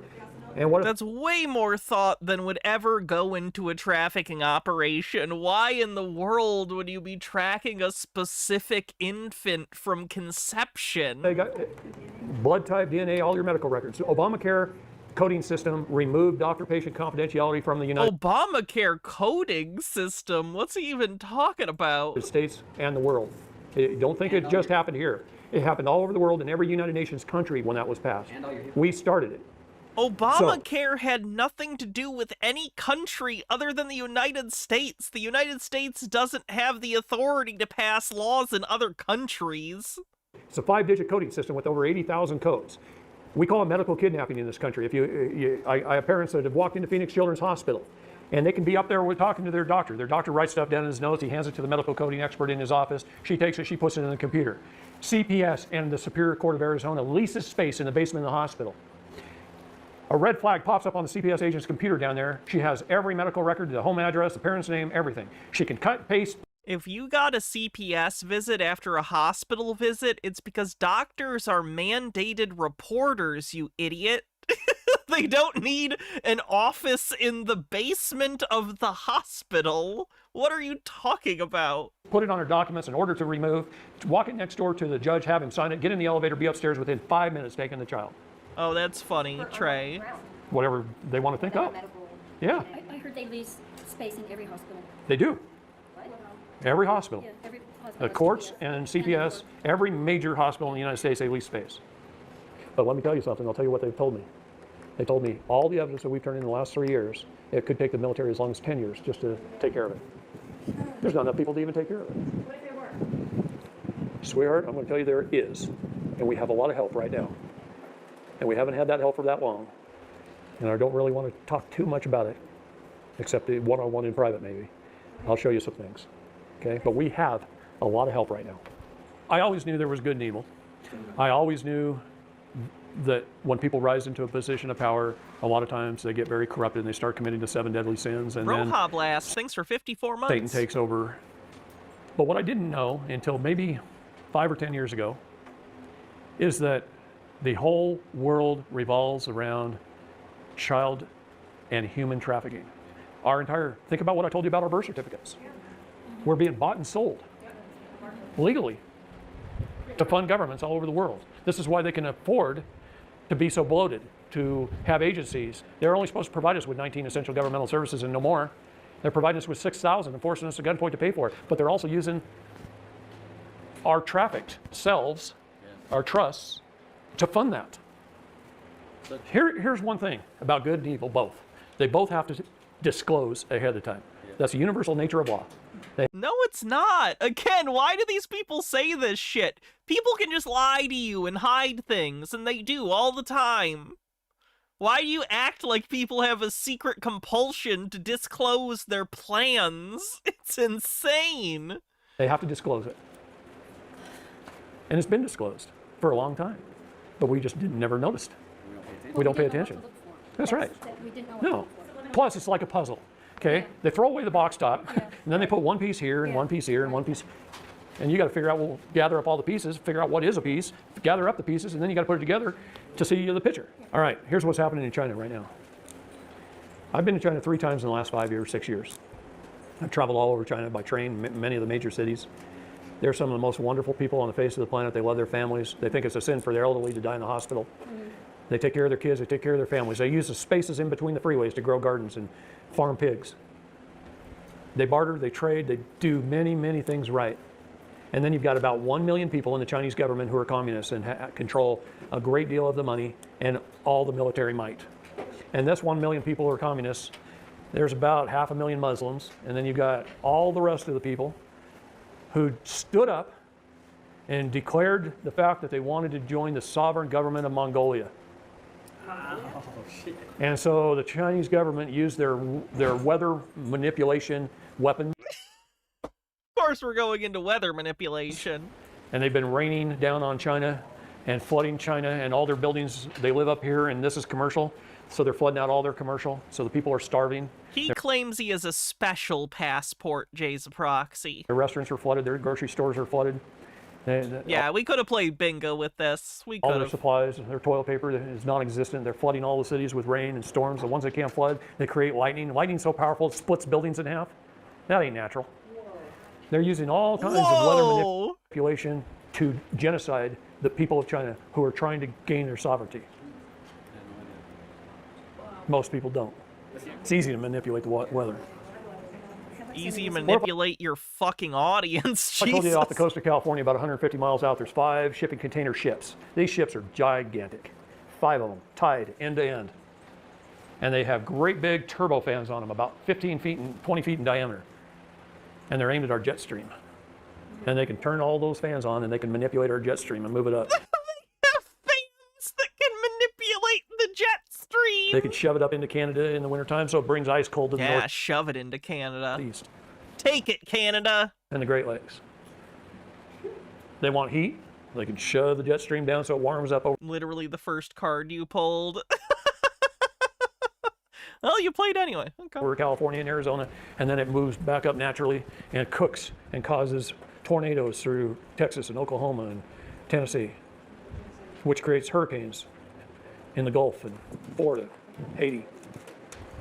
They can move the jet stream wherever they want. Deep state. Yeah. Yeah. Why aren't we torpedoing those boats, sinking them? Because they're private for-profit corporations protected by the state. We can't interfere in commerce, we can only regulate it.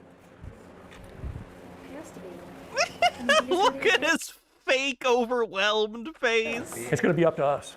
It's going to come down to we the people. When we learn and we decide enough is enough. The part we have to understand when we do this is like kind versus like kind. So when you as a man or a woman go and try and sue a corporation, it never works. You have to sue them as your corporation to sue them, okay? What? When you go You after can sue a corporation as an individual. a man, You just need a lawyer. go after him as a man. You can't go after as your corporation. So what they try and do, these attorneys aren't stupid. They try and break your veil. Say it's called breaking the veil, whether it's a veil of a trust, a corporate veil, or the veil of a man or woman, the individual. They try and break your veil. So if you're not careful in your documents, if you're not careful in your words, if you're not careful in your words verbally, as well as on paper, then you combine jurisdictions in the wrong way, you lose. And you don't know why you lose. You go, oh gosh, we did everything right, and somehow they just throw it out. Well, they throw things out on a technicality. One of the main reasons they throw things out is that you don't make your documents a court of record first. You take your document, you write it, you sign it, you go get it notarized, and you go file it. Document cannot be a court of record. It's You a skip a step. document. You didn't record it, you didn't publish it. If you don't publish it, it's not a court of record.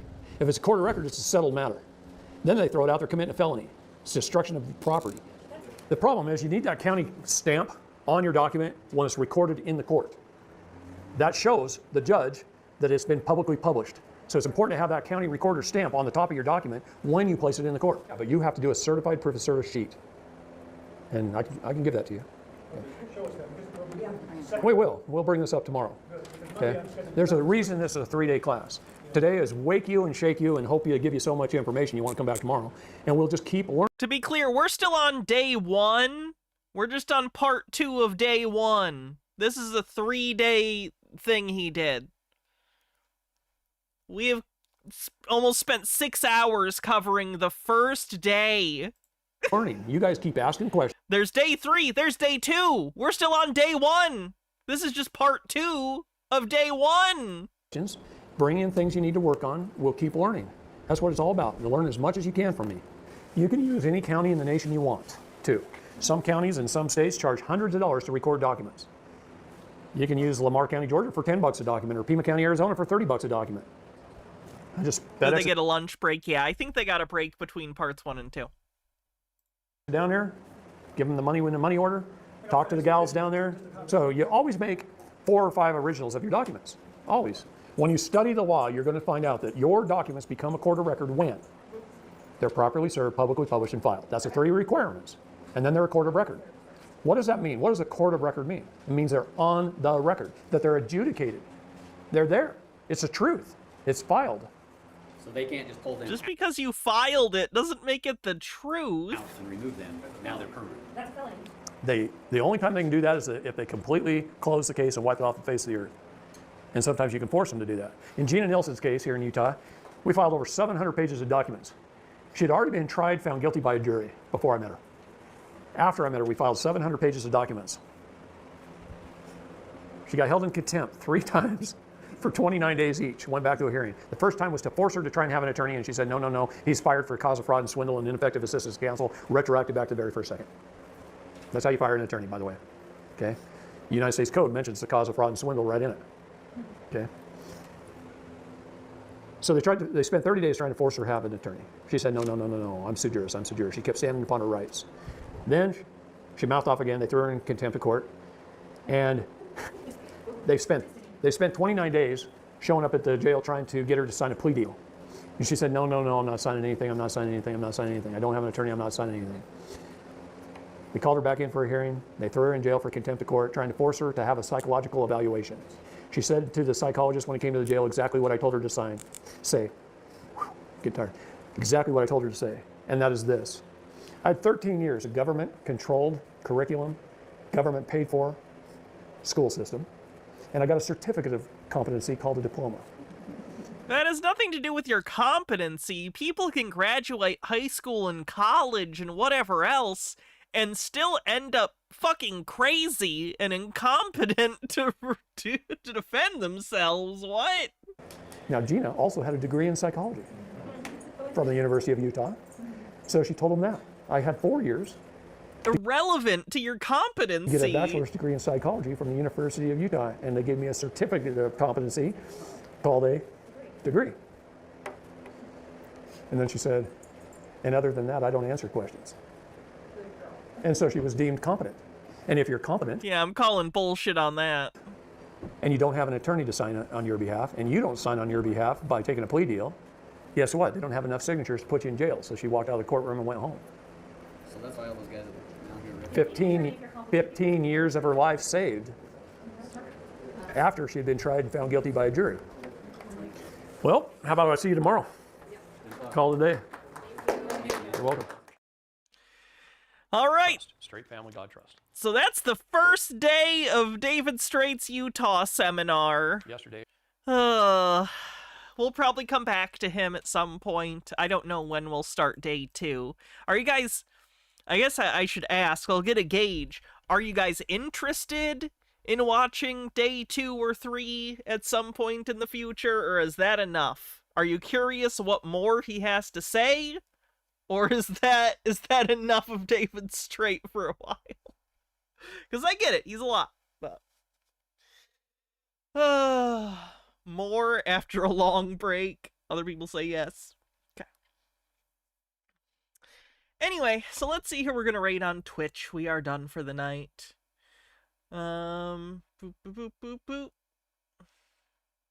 Alright, let's see who we're gonna raid.